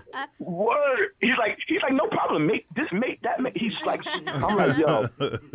So then when I follow him on, you know, I still follow his grind and what he's doing. So I had recently seen, before this situation, he was working with INDB Bespoke, and they're kind of like a small factory in Australia where they do customs for people. And he was working there, and he had sent me this long email. He's like, hey, D, could you help me out? These guys stole. I used to work with them. They locked me out of the place. They kept my machines that my mom helped me pay for, all of my tools. You know, they told me I wasn't ish. I wasn't going to ever be ish. I'm not creative and all this. Like, he's like, I have the screenshots and everything to prove this to you, because I have my website, The World Around Shoes, and he wanted me to do. I said I would do a story about it to help get it out there, so maybe it would shame them into giving you back your stuff. Right. So we are still working on that story, which is probably going to come out this week. But then I seen that he did the Mars ones with I forget the other Instagram page. They sold out in 5 minutes and crashed the website. So then I seen somebody sent me all of this in an email, actually, that made me post a story. He's like, D, I know you always expose the frauds. Look at all of this. Look what they're doing to Chase. And this guy is not a customizer. He's a customer. But he knows how good Chase is and how it's unfair. He's like, look, the shoe surgeon stole this from him, stole that. And then I looked at it, and I'm like, now, say if this whole story happened, it was with another customizer like Jack the Ripper. I don't know that guy personally, and I wouldn't have said anything at all. I was like, oh, well, he got burnt by the shoe surgeon. You know, but what made it worse about this thing is that Chase actually helped you. He lived with you. You know what I'm saying? Like, he lived in your house for 3 months. He helped you get over your hump to finish those orders, and then he got sent back. So now he also knows that Chase got screwed over by INDB. Right. So if you know these guys screwed him over, and then you see him finally getting his shine, he sells out these Jordans, and then your student allegedly makes this custom, and now you want to team up with your student to release them to sell them as well the following weekend after they sold theirs out. You know, and then after that, I was just not to interrupt. No, not to interrupt you. I was just thinking, like, the fact that he knew Chase is kind of just adding. That's what kind of compounds the situation. Right, like, you know him. I can see, like, if you didn't know him, you're just a grimy person. You like, I don't care, it's customizing. But, like, you know him, like, he ate with your family. You know, he lived with you. Right. You know, like, that's somebody, he considers you a friend. Where I'm from, you don't do friends like that. Right. You know? And now, because of me posting about it, the shoe surgeon is not going to do it anymore. And Chase hit me up, and he told me this morning that him and Dom talked, and Dom said he won't sell that shoe. They're going to sell the animal pack now. So what are your thoughts about that? Do you think that he did that solely because you had brought attention? Like, there were lots and lots of comments, lots of people talking about it. Do you think because you brought attention to it? Because, like, honestly, the way that you're depicting Chase and who he is, like, he wouldn't on his own, you know, get that attention to expose him like that. Right. But do you think that because you did that, and then how do you feel about him responding and the way he did? No, most definitely he stopped that because of me Somebody just told me that he lost 5,000 followers over the last 24 hours because of the post. You know, people are seeing like, yo, you're not really a good guy. See, with customizers, and I was listening to you guys before this, you know, with customizers, people attached to us, we're not a company. We're a person. We're a sole entity, right? So when people pay for us, they're paying for us like an artist, like Michelangelo. Michelangelo's painting a picture. You're attached to Michelangelo. You don't want somebody else making it saying they're Michelangelo, you know? Like you're paying for our time. And that's why we're able to charge what we charge. Like, for instance, another customizer had brought this to me about the shoe surgeon, and he was like, yo, how is he able to make 100 pairs of Jordans in 4 to 6 weeks as one person? That was my next question. Like, that was going to be my next question, too. Yeah. Right. Now, and I was like, and the customizer told me he's a very great customizer. He does the same thing me and Shoe Surgeon does, and he also was in that group. And I said, that's impossible because, as y'all know, I get my own shoes made. Like, I stepped out from being a customizer, now I am my own brand. Right. Because, the bad thing about, this is the thing. I'm going to give y'all a little juice into the customized community. This is the sad thing about it. When you're labeled a customizer, you're pretty much labeled being cheap. Like, look at what's the guy's name? I think his name is it John Lalo Brown, Lano Brown. What's the dude name who made the roses? Lano Brown, something like that. Okay. Well, he paints roses on stuff, right? Yeah, so he was painting roses. Yeah, he was paying roses on Timberlands, right? Right. Now, and he was charging like $6,000 for that.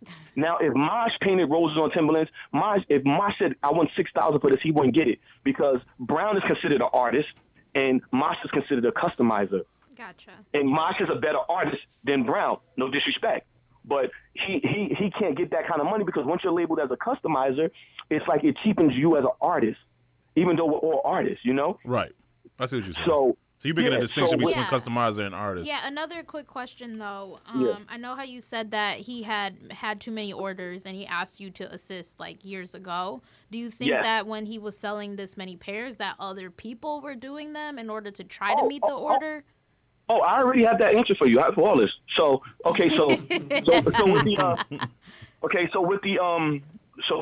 the shoes, right? You do 100 shoes. Now I'm gonna give you a quick process how you do a custom, right? So you get the Jordan 1. You have to then take the Jordan 1 apart. You have to either boil super hot water, pour it in the shoe, so loosen up the glue that they use to stick the sole to the bottom, right? So after you do that, then you have to peel that off, right? Once you get the top off, then you have to sit there with a razor blade and unstitch every stitch that Jordan has done to get that shoe together. Now, once you do that, you have to lay all of those pattern pieces out from the shoe and then remake those pattern pieces so that it can have its same shape. You know, like it's a trademark shape. Like Coca-Cola, the bottle is a trademark shape. Right. Like Jordan 1s have a shape. If the Jordan 1 does not have the same shape as the Jordan 1, I don't care what customizer does it, it becomes a fake because it doesn't look, it's not the same integrity property. Hold up, give me 1 second real quick. So once you do all that, now imagine taking 100 pairs of those shoes apart. How long do you think just taking 100 pairs of shoes apart is going to take you? Right, and that's what I'm saying is that where other people would be doing all like the prep work for him to then take it over, but it still seems like too much for like even if you're taking it over still at a small window point, to get all done. Yeah, that's what I'm trying to say. You know what kills me though, real quick? What kills me though, like looking at the situation, is the fact. Let's just say he came out with this shoe and he was thinking about doing it anyway. The fact that he didn't even pay any homage or he didn't even show any love or respect to Chase. You know what I'm saying? Being like, yo, like I'm coming out with this shoe, but shout out to Chase for giving me the inspiration or for coming out with this first. Right, or it'd be different if they had a conversation ahead of time or giving credit out due or figured it out. But it's kind of sad that it has come to him, you know, having to go back and say it. But then I was kind of reading the comments on his behalf when people were saying, oh, that's great, I respect you again now. And I just was like, but you still did it in the first place. You had to be forced to do that, right? Yeah, you still did it in the first place. So it doesn't necessarily make it better. Just like when somebody uses the word sorry, like it doesn't make it better. Yeah. Right. With all due respect. So exactly. So back to your point about the shoe process. So now, so taking up all those shoes, just imagine how long that takes. Now me, I get my own shoes made. My first run of shoes, I got 100. And I think we did 150 pairs for the first valedictorians. That took the factory, and this was super fast. That took the factory 8 weeks. 8 weeks to make my first shoe.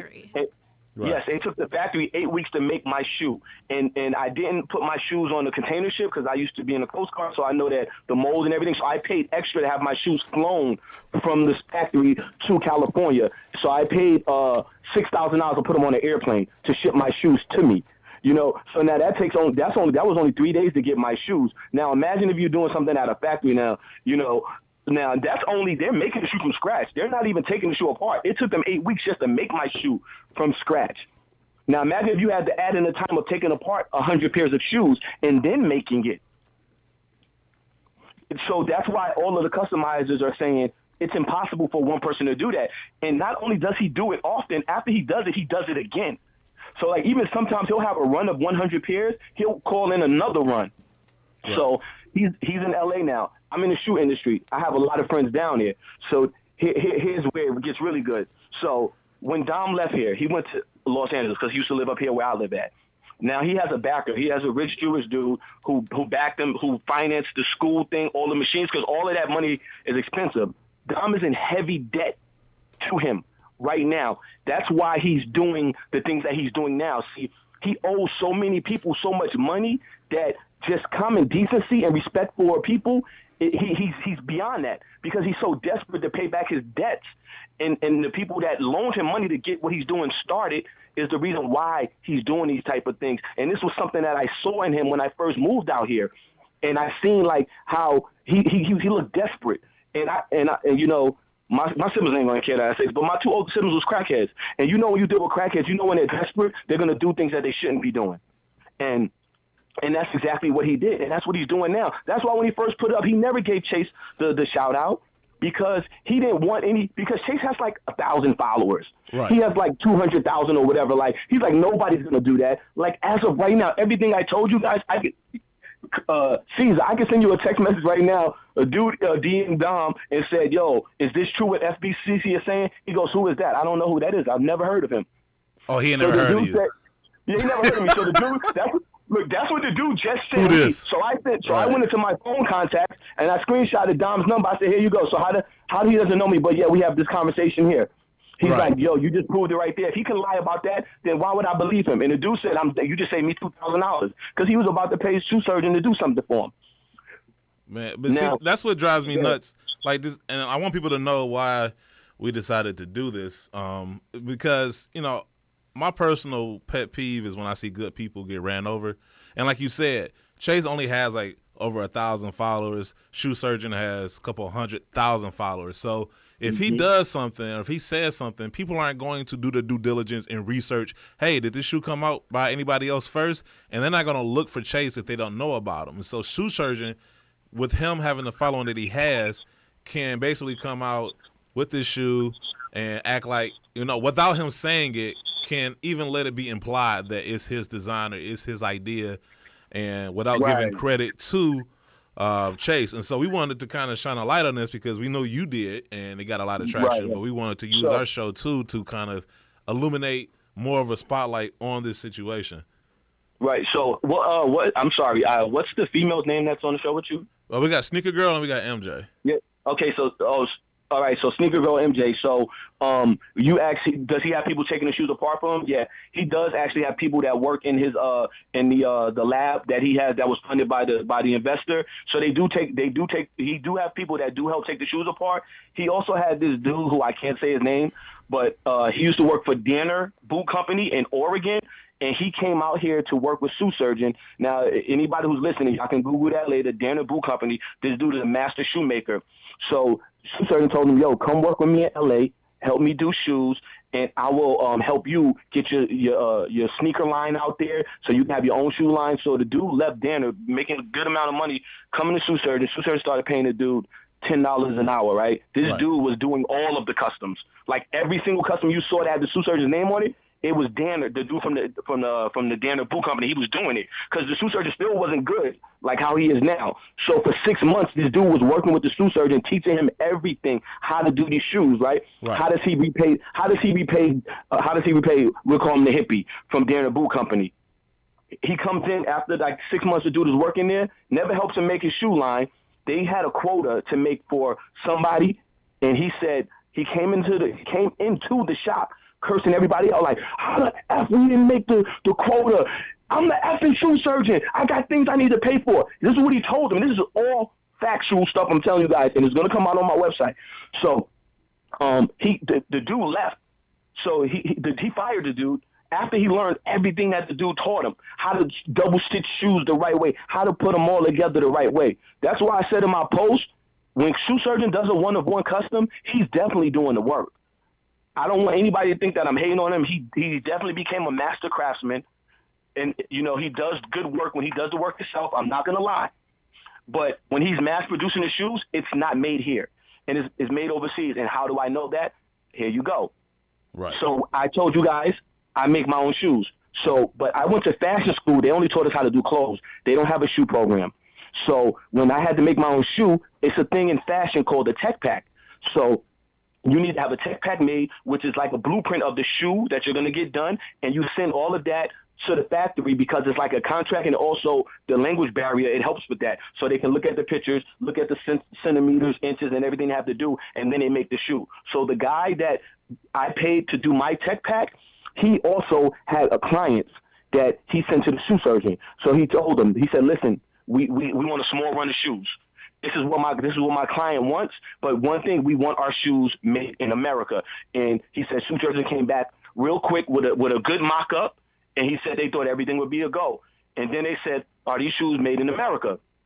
Shoe surgeon got shady with them. He said, I can't tell you that because I'm not the one doing the work. Right. And he told them that he would be the one making their shoes. So they got their shoes back. It was not what they wanted. He said, needless to say, when you made that post yesterday about Chase, he DM'd me this after that. He's like, I know that you're telling the truth, because this is what he did. And then not only that, when we got our shoes back from the shoe surgeon, we tagged him in the shoes. And he hit Instagram up and spammed their picture and told them, when I give you these shoes, you cannot have my name attached to these shoes. This is what shoe surgeon told them. Wow. My name cannot be attached to these shoes. Take it down. They didn't, so then he spammed the thing. And I asked him, I said, why would he spam it? It was his work. You paid him to do it. That's what he did. He said, I know. Instagram never took it down. So he then hit us back and said, can you please remove the tag and my name out of the post? I cannot be attached to it.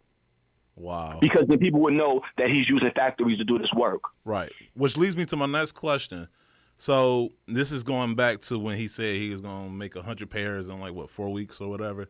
So yeah, obviously, 4 to 6 weeks. So obviously he's going through some type of production, a company that produces all these pairs. Now, since he's not customizing them and he's mass producing his pairs, couldn't he run into trouble with? I mean, essentially, he's making fakes now because it's going from. Well, isn't that what the remade was? Exactly. Yes, so you're going from exactly. making customs, because with a custom, like you said, you buy a pair, you deconstruct it, but you actually bought that pair of shoes. With the company, you're mass producing parts of the shoe that you're not allowed to do, or you don't have permission to. Exactly. So exactly, and that's a point that I put on the post. I said, okay, now if he's doing it in China or Mexico, which I think he's doing it in Mexico because he took these orders around the time when the Chinese people were on Chinese New Year, so they wouldn't take any orders. Right. So I think it's Mexico. So now you're doing 100 pairs. Now when those pairs come over customs, and customs check those, and you have 100 pair of the same Jordans done, that is trademark and counterfeiting infringement. That is not a custom. Right. See, and that's why people pay us $1,000 to do the custom, because we're getting their shoe, and we're buying the snakeskin, we're taking their shoe apart. So you got to they take you about 4 hours. So you're charging an hourly rate, for your work. But when you're getting it mass produced somewhere else and you're still charging $1,000 for a shoe you're paying maybe $20, $30 to get done, but you're getting it done from the ground up, and all you're doing is getting the uppers made in Mexico, getting the shoe sent over here, and then in your factory, the shoe surgeon's shop, they may glue the soles on there. They may keep the soles at the factory, but have all the uppers made somewhere else. Right. You know what I'm saying? But still, at the same time, if Nike or Customs was ever to go through that, he can go to jail. And you got to think about it: $1,000 times 100, that's $100,000. That's beyond grand larceny. And are you paying taxes on that? You know what I'm saying? That's tax evasion as well. Like, you're selling something That is not your property, because that's Nike's intellectual property that you are now reproducing, because it's not customizing. And just like you guys just stated, the remake was doing that. But why can the remake not get away with it? Because we never knew the remake to be a customizer. They came out of nowhere with shoes already made. You never seen the work in progress. You never seen them sew anything. You just seen them show you shoes that was already done. Right. But with the shoe surgeon, we do know that he knows how to customize a shoe. So now he can get away with that because people are like, oh, he's a customizer. He can actually really sew shoes. He actually teaches kids how to sew shoes. So now you do that at mass production. He's just using his name as a customizer, as basically like a smoke screen to become a bootlegger. Man. And then now to anybody listening, they be like, oh, it sounds like FBCC is hating. FBCC is not hating because FBCC makes his own shoes. FBCC can have the same factory making my shoes, make Jordan 1s if I wanted to. I can have them make Python Jordan 1s. I have 2 factories. Right.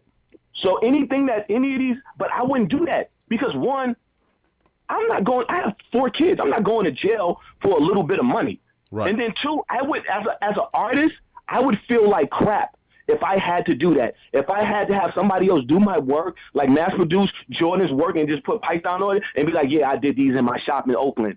Like, so, I would feel fake. Using your analogy from earlier, it'd be like Michelangelo having some company, I guess, paint his paintings, mass produce his paintings without him actually painting it himself. No, I get what you're saying. Yeah, like it's just I would feel icky inside, but that's because I was raised with morals. I do have a moral compass. Like I just feel like I would be stealing from somebody, knowingly stealing from them if I did that. You know what I'm saying? Like anything that these customizers are doing, I can do it. I've been doing it before they were doing it. But I decided, like I told you, like once you're considered a customizer, you're considered cheap. Like what when my son gets older, we're gonna be like, yeah, my dad was a customizer. Like, yeah, okay. But now when my son gets older, he's like, yo, my dad made shoes that were successful. People want to buy his shoes. Steph Curry loves his shoes. He brought his shoes. You know what I'm saying? Now it's more of a legacy, something he can take over. I don't want my son to be a customizer. I want my son to be a shoe designer. Right. And that goes to, the thing that you guys were saying before you had me on about what Jeff Staples said about Nike, Nike, all these sneaker companies, the customizers making better customs, telling better stories. Yeah. And I agree with a lot of points you said. Like, I did work as an independent contractor with Under Armour, and a lot of things you guys said was dead on. Like, I went there and I was like, yo, why? First thing I said is, why y'all put that big logo on everything? And they said, yo, when we design the shoes and stuff like that, it don't have the logo that big. Sometimes it be little. We hide in the places. But as soon as it gets to Kevin Plank, who's the owner of Under Armour, he's like, oh, this logo need to be bigger. See, corporate. And then they say, what are you going to say to a guy who's a billionaire, who's making billions, who owns the company and says he wants his logo bigger, even though his logo is not attractive in the places that they're doing it. But now, if you look at a lot of stuff they're dropping out, they're hiding the logo because they had a bad sales year. See, these companies don't change until the consumer says enough is enough. We're not buying that. Right. On the Curry 4, you barely see the Under Armour logo on the back. Right.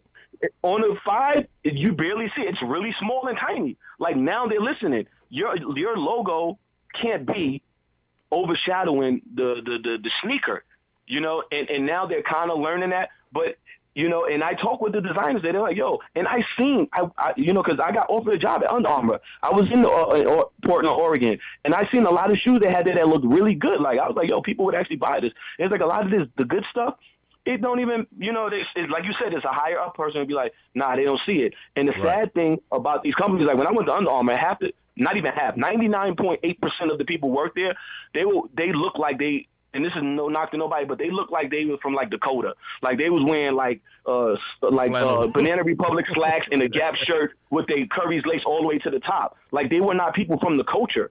Exactly. And and that's the problem. All the storytellers and the people from the culture, they're kind of like pushing them out, or they're going to other companies. Like Adidas. They're like going to Adidas. And then they're trying to be more creative. Yep. Like think about the last couple All-Star games we had. Like remember who at Nike? Please tell me who at Nike came up with the Galaxy theme or the Area 72 theme. Is that person not working there no more? Like those were 2 good things for the All-Star game. And then we get this LA All-Star game and Kyrie's shoes look like unicorn throw up. Look, I don't know. Nobody is wearing it. It doesn't even tell the story of Los Angeles at all, other than Russell Westbrook's kicks. But like even. Like the storytelling, they're like It's like at a point where these companies are overthinking and overshooting, or they just don't care. Like, look at last Christmas. We used to get dope Christmas LeBrons. Now we don't get nothing. They wear stuff that don't even go with the Christmas holiday. They ain't even trying anymore. I agree with you. And like a lot of people, just so people know, the reason they came up with the Galaxy thing was why? Because there's in Orlando, the home of NASA, and so the space program. And like you said, like. And then Houston, Area 72. Exactly, and it makes sense to go with that theme. And this is something I've been saying for like a minute. As a matter of fact, when we did go to Nike, this is something we did have discussions and we brought it up. Like, you guys got to do a better job of telling your own story. Like, you got all these shoes, you got all these designs, you got all these concepts, and the same thing. I remember we went to the archive. They had, like, I'm tired of seeing the Nike Up-Tempo, but they had a couple of Nike Up-Tempos that they had in there that, like, never released. And I'm like, why haven't these come out? And they're like, oh, do you like these? I'm like, dude, what? But like you said, everybody would like these. corporate gets in the way. They're like, well, we don't know, it's, and they kind of get in the way of creativity sometimes, and I hate that. But no, it's just a sad overall situation concerning just shoe surgery. Because once again, he has a platform to where, without people like you, he can possibly get away with it. You know what I'm saying? Exactly. And people get mad at me for doing that. Like, they're like, yo, why are you using your platform for that? It's my platform. But you're holding people accountable, though. Like, holding people accountable is not That's the thing. Everybody's friendly. Everybody want to be friendly. Even in rap, everything's friendly. Like, nobody is holding anybody accountable no more. Like, even right now, if we say something, me and you right now in this podcast, that's true, and somebody don't like it, they're going to say you're a hater. LeVar Ball. It's true. Like they don't even know what a hater is. Brand. I hate black people. Yo, like a hater is somebody, this is a hater. For anybody listening, Michael Jordan wasn't even that good of a basketball player. That's hating because it's a factual, there's numbers that prove that he was a great basketball player. Right. So that's what hating is. If you say $499 for a plastic shoe made by Big Baller Brand is not worth it, that's a fact. The shoe is not worth it. Right.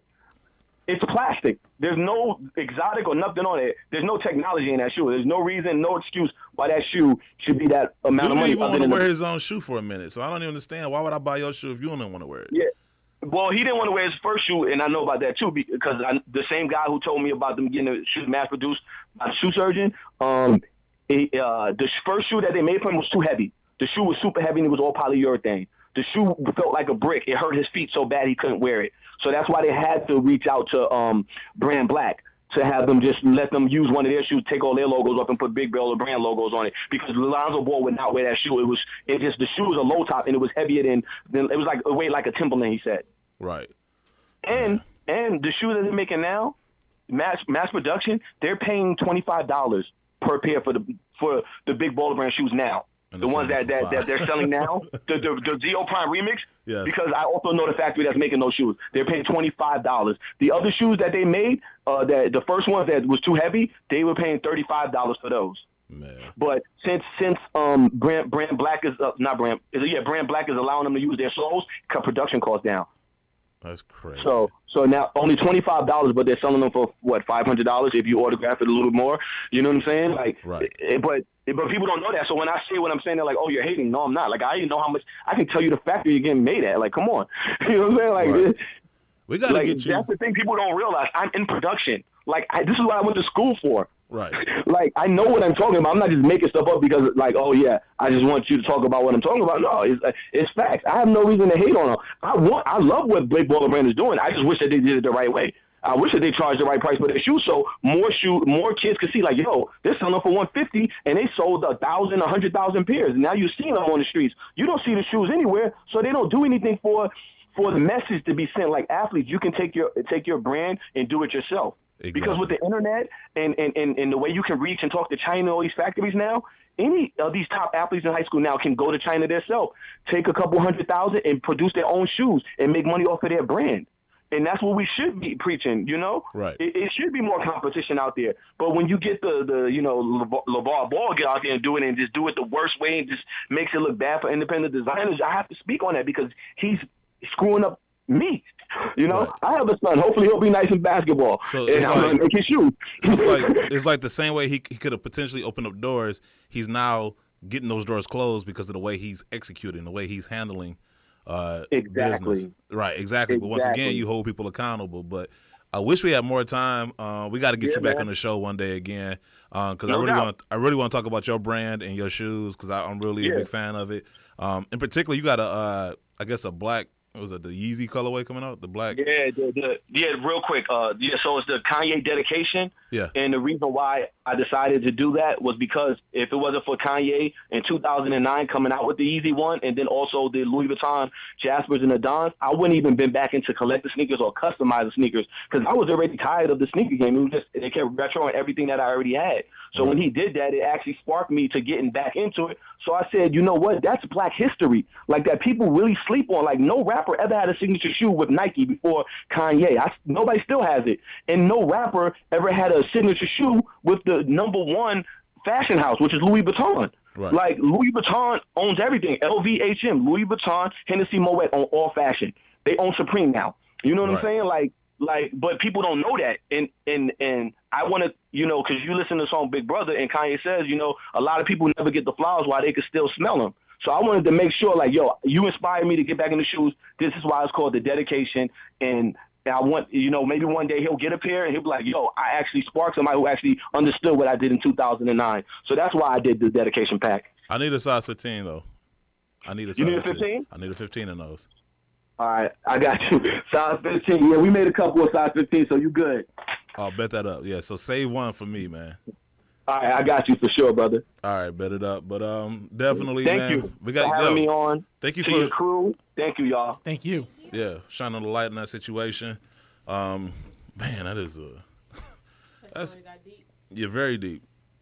Man, I like, once again, I just, I don't know Chase, but I do know Sounds FB. like a good dude. Sounds like a very good dude, but I do know FBCC Bay Area. I'm just gonna call him FB. That's just too much to say. But I do know FB, and we talked a couple times, and I was looking forward to going to the Bay Area to hang out with him, but I knew once I saw his reaction to it, and I talked to him, and he kind of gave me some insight, and then what sealed it for me is to watch. So Shoe Surgeon was initially going to sell this shoe. At no point did he give credit to Chase. Did he mention him, acknowledge him, or anything? And now that FB is, putting him on blast, now he's, doing damage control by saying we're not going to come out with the shoe. And now allegedly a student in his class came up with the shoe, not him. And, I don't know. It just seems a little like the waters are getting a little muddy on his side of the pond. And I honestly, like I said, it kind of bothered me just to see. Yeah, at the end of the day, you just want credit where credit's due. Yeah. Yeah. That's it. Like, even if he came out with the shoe but still acknowledged them, I don't think it would have been as bad. But, like, when you do stuff like that, you know what you're doing. You leaving it out there to be implied that you came out with it, that you did it. And because nobody's going to know this but I feel like guy. At this point, he did really the only thing he could do by, like, not telling it. Yeah, but that's but it. you don't get like, points you for can't, that. But I'm saying, like, you physically can't do anything else. Like, you already dug the hole, Yes. And so, apologizing after people called you out. You know what I'm saying? Like, it's like Bill Clinton apologizing for cheating on his wife after we found out. It's like, duh, like, like, what else was you gonna do? I mean, he's gonna double down, like, it's so. It's just interesting. Yeah, a very interesting situation. And first for us, to have something like that happen and be able to react so quickly to it on the show. And then somehow MJ came in and just got all the gummy bears on her side of the table. I'm just trying to figure this out. Y'all just passed them to Yeah, but you could have passed them back, though. Yo, but these gremlins was yeah, so it's just a messed up situation. Do y'all want to get to the Kim Kardashian thing? Nah, let's get the guru. Yeah, we Okay, can. let's get Nah. real quickly. Guru. What's going on? What's up? Not much. At the Trap House, of course. Oh, yeah, I see I that. was on for most of that interview. I heard it. That was pretty interesting. Yeah. That was pretty. But as you ever know, everybody know, even in retail or whatever, there's a lot of people without no morals who take credit for other things, and also too corporate stopping whatever vision they had. We kind of had those with the meeting of designers. The dude who signed Aaron Cooper, he said the same thing. Like, man, so many sweet shoes we want to put out, but the higher ups don't see the vision. So I understand all that, but that's crazy how, you use your name, and once you get notoriety, you use that to try to turn it into $1, even if it sacrifices the integrity of the culture or even yourself or your brand. So, all right, real quick, how not to switch subjects, but how did those 9s do today? Did you sell them at your store? We sold out. We didn't get infants or preschool, but we had men's and big kids, and those sold out. They treated these like 11s. Like I had like 60 people in line this morning. That's 2 weeks where I thought the shoe was gonna sit. Yes, I thought it's like people really don't like 9s like that, and it's just like all of a sudden. Yeah. But it was a huge. Yeah, we sold out like right in 20 When is minutes. tax season officially over? Like when would they have spent their money up by? I'd say about April 1st. Yeah, that's what I I was don't know, going to 'cause say. Okay. It's a competition now because some people, even customers, told me I'm filing mine late, so when everybody else go broke, I could splurge on them and put on the they about to gram. extend Like I it had now? customers tell me that. I don't know. Yeah, I don't want to go to overtime with tax season. But it's like you should be able to do it whenever and then spread your money out. Like you Yeah, shouldn't how have to about say that? Like, I gotta file it way later. So then, but hey. Well, my thing is, if you got to Teach do all their that, why don't own. you? Teach their own. Like, should you be blowing your money like that if you got to do all that? What do we have? Do we have something next week? I guess I'll look when I. I don't think it's. Well, I think it's nothing released really next week. I think next one is at least we're getting is those white, black, and royal Jordan ones. Oh, yeah, they can keep those. I'm easy pass. Yeah, for no, me. but they made some rare air like those last year. Now you're gonna bring out the OG. Exactly. highs. That's what I thought of too. That's the first thing I thought of. I was like, I can't get that out of my head. And plus, it just seems lazy to me. Like, okay, you got the Chicago's, now let's come out with a blue version of it. I know they do that. They just did it with the 13s, and they did it with some other shoes. I don't know. I just feel like there's so many shoes that I want that I can easily pass on these without hesitation. You got the 3s coming out. The Tinker 3s coming out sometime this month, right? The 24th? I think the 24th. Yeah. Did you, Sneaker Girl? You talking about your Yeezy experience online this morning? Oh, you gotta tell us about that. Yeah, we didn't get to it yet, but Me and her had basically- the same one. Yeah, so basically what happened is you go into the site, Adidas.com, Mhm. and you go to the Yeezy or whatever, and it automatically puts you at a page and says you're in the waiting room. And then literally, like, underneath it says, hey, we're busy fighting bots. Like, the first 5 minutes, it just was whatever. Then the Right. next 5 minutes, it says we're busy fighting bots. Be patient. Shoes will release, like, in the next 15 minutes. Don't refresh your page. Right. So it shows all these sizes available, but it's like if they're having problems, I don't know why 5 of the sizes are already sold out. But anyways, beyond the point is like my size was still there. So I'm like not refreshing the page, just hanging out on there, and it keeps like refreshing on its own. So I don't know like what it means. Like don't Right. refresh mine because you're doing it for me. Right. So like literally I was on the site from like 9:55 to like at least 10:25. And finally at like 10:25, first it kept doing file not found, like the website was crashing or having hate when that issues. happens, yeah. So then finally I actually get through, and then I get a message as soon as I get through to a different page, like where you would be, putting them in your cart or something. It goes, unfortunately, we are unable to give you access to our site at this time. A security issue was automatically identified when you tried to access the website. And it says what could have caused this. During high traffic product releases, we have extra security in place to prevent bots from entering our site. We do this to protect customers and to give everyone a fair chance at getting sneakers. Something in your setup must have triggered our security system, so we can't allow you onto the site. And basically it goes on to tell me to use a different browser or a different device. You were on your laptop? This is my phone, but like my friends have tried on their laptop. Like I don't get like what settings made me a bot. And at the end of the day, like the whole point is that because there are bots out there, you guys are doing all this stuff to protect it, and now people that are actually just trying to buy the shoe can't even get on this site. Like that just makes no sense to me. Like you're trying to fight the bots, and then it's like, I mean, I'm sure they'll sell, but it's just the principle that I waited all that time for you to tell me that, you're probably a bot. I don't know I did what. the same thing this morning. I put it on, and I went worked the shoe release. I check on it periodically when I grab a shoe, and it said the same thing. A couple files not found either. So it's just like, how are all these sizes available, but there's a waiting room? Like if we're waiting, I know that shoes are selling. You should start to see sizes disappear. Yeah, and it kept showing the same screen, and it's like, how did the first people get through to buy the 10, 10 and a half, and 13 and whatever other size, but all the other ones were there? Like it just. They're trying to fix a problem, but it's. I don't know. I mean, you would think. 'Cause how long have we been doing the show? What, 3 years? And it seems like this is a reoccurring theme. I don't know if there's ever gonna be an answer for But this. it's like they're trying to beef up security, but it seems to be. It's like the Michigan cut down. They closed the whole freeway to fix one lane. Man. They doing that right now since 26. Yeah, that's basically what it is, and it causes an inconvenience, and now you can't get on the freeway. It'd be much better Yeah. if they had like people actually walking you through the purchase.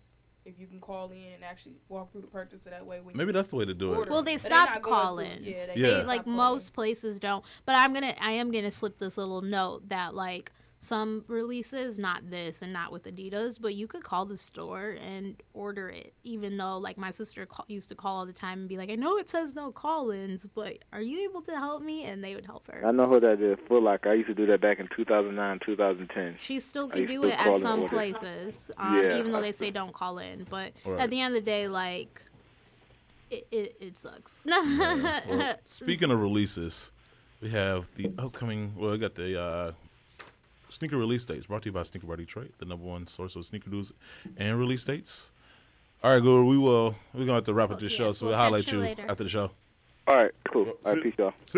All right. On Saturday, March 10th, we have the Air Jordan Retro 9 Bread, Air Jordan Retro 3 Soul, exclusively in South Korea, Nike Air Max 98 Cone, Nike Little Posit 1 Easter, Adidas Yeezy Boost 700 Wave 1 L, Adidas Harden Volume 2 Concrete, Naked and Adidas Archine, Adidas Skateboarding Knockel Smith Collection, Beams and Asics Gel Mai. It's pronounced Maui. Gordon. Can I get the right pronunciation? Why? Why would you like that? I'm not even following along. And- You just paused the right way, and- and it told me you probably said it wrong. Okay. I'll just read it all with confidence. Yeah, thanks. Do that. Sunday, March 11th, we have the Jordan Why Not 0.1 Tribute, Nike LeBron 15 Hollywood, Nike Women's Air Max 1 Obsidian. Monday, March 12th, we have the Nike Lab What the Mercurial 20th Anniversary. Wednesday, March 14th, Nike Air Safari OG, Nike Air Safari Triple Black, Reigns and Vans Spring 2018 Collection. And Thursday, March 15th, we have the Nike Zoom Fly SP University Red, Nike Flyknit Trainer Persian Violet, Nike Air Max, I like that name, Nike Air Max 180 Bright Ceramic, Adidas Adizero, Adidas. Boost Sub 2. We have the Rihanna and Puma Fenty Spring 18 collection. Also, side note, she's coming out with the lingerie collection next. Yes, It's her- looking forward to that. Can we add that to the release dates? I'm sorry, what? Can we? I don't think they drop like that. I think it's just one. That gives me an excuse to they'll be look them dropping. up. They'll be Without dropping. looking like a pervert. Oh, and then we have the Puma Ignite Flash, New Balance 574 Legacy Upgrade Pack. We have the NB1 574 Swarovski Crystal, sold exclusively on the NB1 customization platform on NewBalance.com. Friday, March 16th, we have the Pharrell and Adidas Tennis is it? Did we figure out if it's Holy or Holly? I know what the festival is. We looked up it, but did we find out? Powder Dye Pack. I think it was Holly. Okay. Hender, Scheme, and Adidas Originals Pack. It's an online draw only. Nike Little Posit 1, Space Jam. Nike Air Max 270. Can they give us a different name? That's really bothering me. I don't know why, but it's really bothering me. Nike Air Force 270 Metallic. And St. Patrick's Day, we have the Atmos and Nike Air Max Animal 2.0 pack in Europe. Air Jordan 32 Pure Platinum. Adidas Yeezy Power Phase Calabasas Core Black. Honestly, I will give this shoe credit. I think it's a good looking shoe, and I think it'll have a lot. No, it has some cool detail, but at the end of the day, it'll sell more than the other Power Phases, I believe. Reebok Question Mint Glow, and Asphalt Gold and Asics Gel DS Trainer. Ooh, I do not know that word. It's pronounced You got to Gordon. drop it without even saying it. Because I don't even want to. What is it? Let me see. You can still. He's about to spell There you it? go. You can still. Thanks. There are a number of shoes releasing overseas with no set release date for here in the States. Such Wait, but as where is that sold exclusively? At Asphalt Gold. Oh, good. With no set release date for here in the States, such as the Nike Air Max 270 Sepia Stone. Stay tuned to Sneaker Bar. Sorry, no. It's pronounced Gordon. Sepia. It's like old-fashioned movies or old movies that are shot in sepia. They're kind of brown tone. Yeah, the sound is more subtle. It's like the Tuesday Night Girl, you know.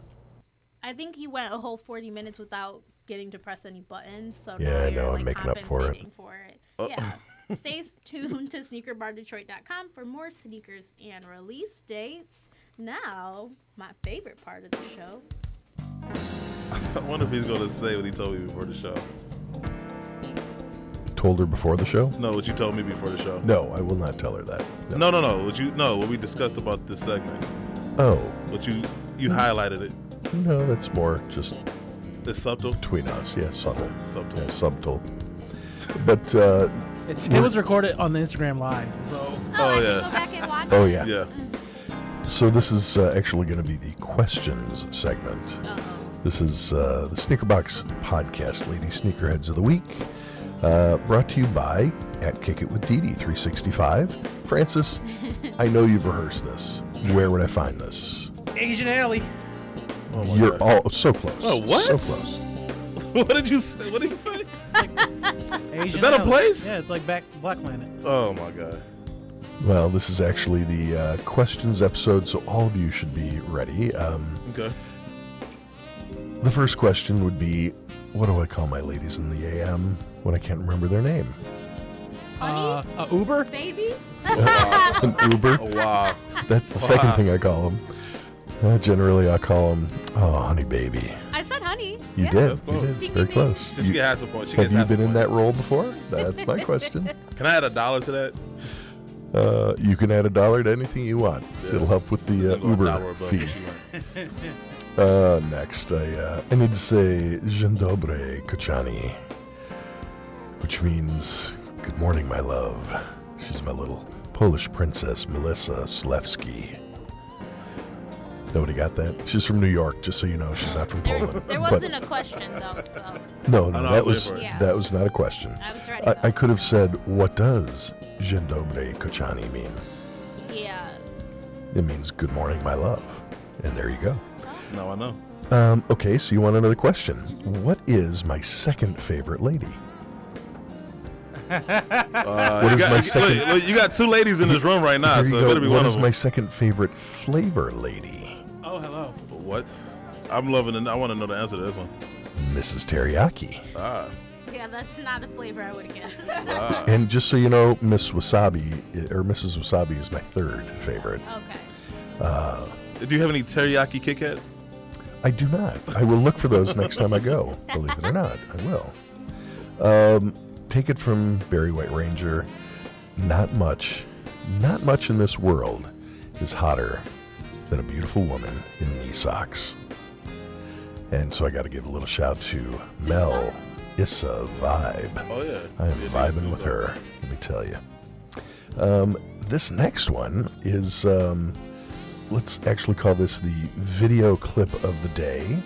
I'm going to bring the music down a little more, and I would say there is no video, but it's the audio clip of the day. It's a funny name. What do they call you up there? They call me... Cage. They call me Cage. That's her name, see? They call me Mr. Tibbs. They don't call me Mr. Tibbs. Tag, you're it.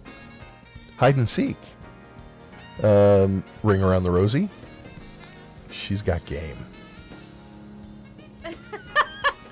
Took you a second on that one.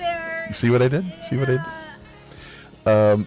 You know, It went a lot of directions. I didn't want to laugh, but Sneaker Girl started laughing, and it was hard to Because keep a straight face. I didn't know where he was going. I thought like the person was hide and seek, or Like I didn't want to laugh, but you just But bust out laughing. It just made it hard at that point. You know, the other thing is people that have been out to the sneaker cons and seen us at Sneaker Con, you've seen my tuxedos, my smoking jackets. Yeah. Mhm. And I'm actually looking to get a new one. My new one is going to be a cable knit tuxedo, you know, like a fisherman's type sweater kind of thing. Oh, I gotta see this. Cable knit tuxedo. Yeah. I'm actually going to reach out to Kate Knits to have that made. Nice. Kate Knits. I Get see it? what you did there. See?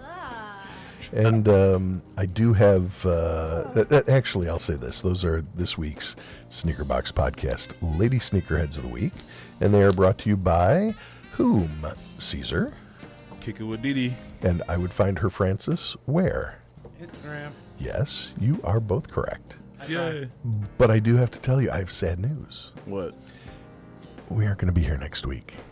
Oh, dang. Okay. I'm actually jetting off for St. Patrick's Day. I'm heading over to Dublin, and I'm going to be spending a little time in the Temple Bar District and at the Norseman. That is actually my favorite pub at the Norseman. If you're hanging out around Dublin next week, or if you're from Dublin, look for me. I think I'm going Red Dragons again this year. It worked really well for me last time I was there, if you know what I mean. Nice. And so, yeah, look for me in Dublin, Ireland. So since I won't be here, we can't have a show. That's my point. Aw. What time? When are you leaving? I'm winging out on, I think, Thursday morning. Aw. So. Well, have the time of your life. And top of the morning, too, yeah. How long is that flight? That's not bad. It's like 7 hours. Okay. Yeah. It's nicer though because I'm taking the private jet this time, so it's a small airport, and you like drive right up and go up the ladder right there. Nice. And is the jet like a jacket? Is it the same? It is print? tuxedo striped, and there's on the underbelly there's the tuxedo lines. I should do this. I should do this too while I'm thinking about it. The last two ladies that you mentioned, She Got Game and Kate Knits. Yes. They have their shoes. They have a shoe collection actually on Sneaker Lab. Oh, do they? Sneaker-lab. Sneaker-lab, the actual dash, the actual punctuation, -lab.com. So definitely check those out. It's them along with maybe 4 or 5 other ladies, I believe. 3 others. 3 others. Okay. Yeah. Yeah. So definitely check them and they're out. all either from New York or currently in New York. Yes, and some of them may be with me in Dublin. You never know. Yeah, never know. Never know. The Norseman and the Temple Bar. But definitely check out their collections on sneaker-lab.com. They worked on a bunch of Nike shoes, and they were able to create them. It's some dope concepts. So, anyway, yeah, that's all I have for that. Yeah, that was. We could tell Black History Month is over with that segment, can't we? Yes. Yep. Yes, you had all the fairer skinned ladies, I will say. Yeah. Although I don't know with the first one, Oh Honey Baby, because she only showed her legs, just her feet. That's why I thought that was your favorite part. Oftentimes. Got a Are you saying? Yeah, I was going to say. Are you saying you have a fetish? Yeah. I mean, that one time. Remind me of that one time when we were in Atlanta. I went to Israel this one time. Oh man. I'll tell you that after off the air. Oh no, we gotta go out of town again. We need some more stories. I got stories. No, you have stories. I want to create more stories, though. I love our road trips. Come with me to Dublin. You'll love it. I might. All right, let's do it. Yeah, let's do it. Kidding, I can't, Podcast from Dublin. And by the way, I don't mean Dublin, Ohio, just for anybody that's thinking. Yeah, or Thank God. I know a place called Dublin in East Lansing. Thank God. It'll be just as busy as where you're going, so. Look, you ain't got to twist my arm to not go to Ohio. However, I think that's going to be our first sneaker con is in Cleveland. Mm-hmm. Yeah, so. At the end of April. We're going to hit the road again, Cleveland, and then to Montreal. Yay. Montreal, that's Mother's Day weekend. Yes. Tentatively, yep. yes. Yes. Okay. Yes, tentatively. Tentatively. It's pronounced Gordon. Tentatively. Yes. Yeah, okay. But yeah, so anyway, stay tuned for that. But anyway, shout outs. Remember to check in with our sister show, the Monday Midso. Those guys, Molly, Buckeye, let's see, Stacy from Unboxed, Polo, and my dude, my brother from another mother, Daniel, aka One Look at Lister. Check out the show every Monday, 8 p.m. Eastern Standard Time on the Monday Midso YouTube channel. Also, Talking Kicks. Check them out every Wednesday. They just had Sean Paper Chaser Williams from OSD Live.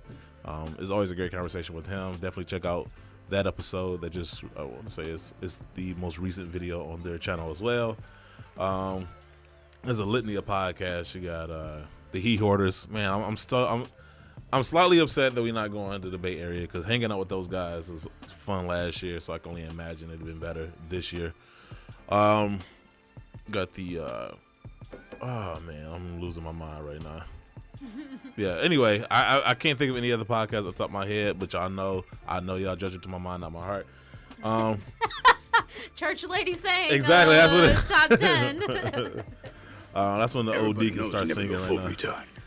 But anyway, Jumpman's word of the day: success is to be measured not so much by the position that one has reached in life, as by the obstacles which he has overcome while trying to succeed. I like that one. Booker T. Washington. That was actually pretty dope. Thank you, It's a Jumpman. good one. Thank you, Jumpman, for coming into the studio and typing it up and leaving. I thought that was him just reading it. Oh, that was him. I'm sorry. Yeah. What a great character. But no, so anyway, shout out to everybody that called in. Definitely shout out to FBCC Bay Area for, like I said, calling in and kind of shining a light on that situation. It's definitely good to have people like him in the sneaker community to kind of, like I said, look out for the little guys. Shout out to our guest Rami that hung out. Yeah, shout out to Rami from Romulus. Yes. Intern Julian. Holding it down at the beginning of the show. Julian, yes, for taking a nap in the studio. Again. Did we make him laugh at all this show? I don't think so. We haven't? Oh, man. I got to think of something real quick. That's okay. All right, never mind. Thank you for the hats, though. That's all I had. That's all I had. Thumbs up. Yes, sweet. All right, so anyway, this is episode 161. We won't be in the studio next catch week. you in a couple weeks. Yeah, catch you guys in a couple weeks. Until then, just catch up on all these other shows that we've done. I mean, you got 160 episodes to go through. We should do a best of. That'll be dope. That'll give y'all some content to listen to. That'd be a very long episode. It'd be a very short episode to some people. It's the shortest show ever. All right, so anyway, we love you guys. Thank you for supporting us this far. We will have some news for you guys coming up soon, so stay tuned for that. Next time. Yes, next show we will have some news for you guys. Until then, be safe. We love y'all. We out. Yeah.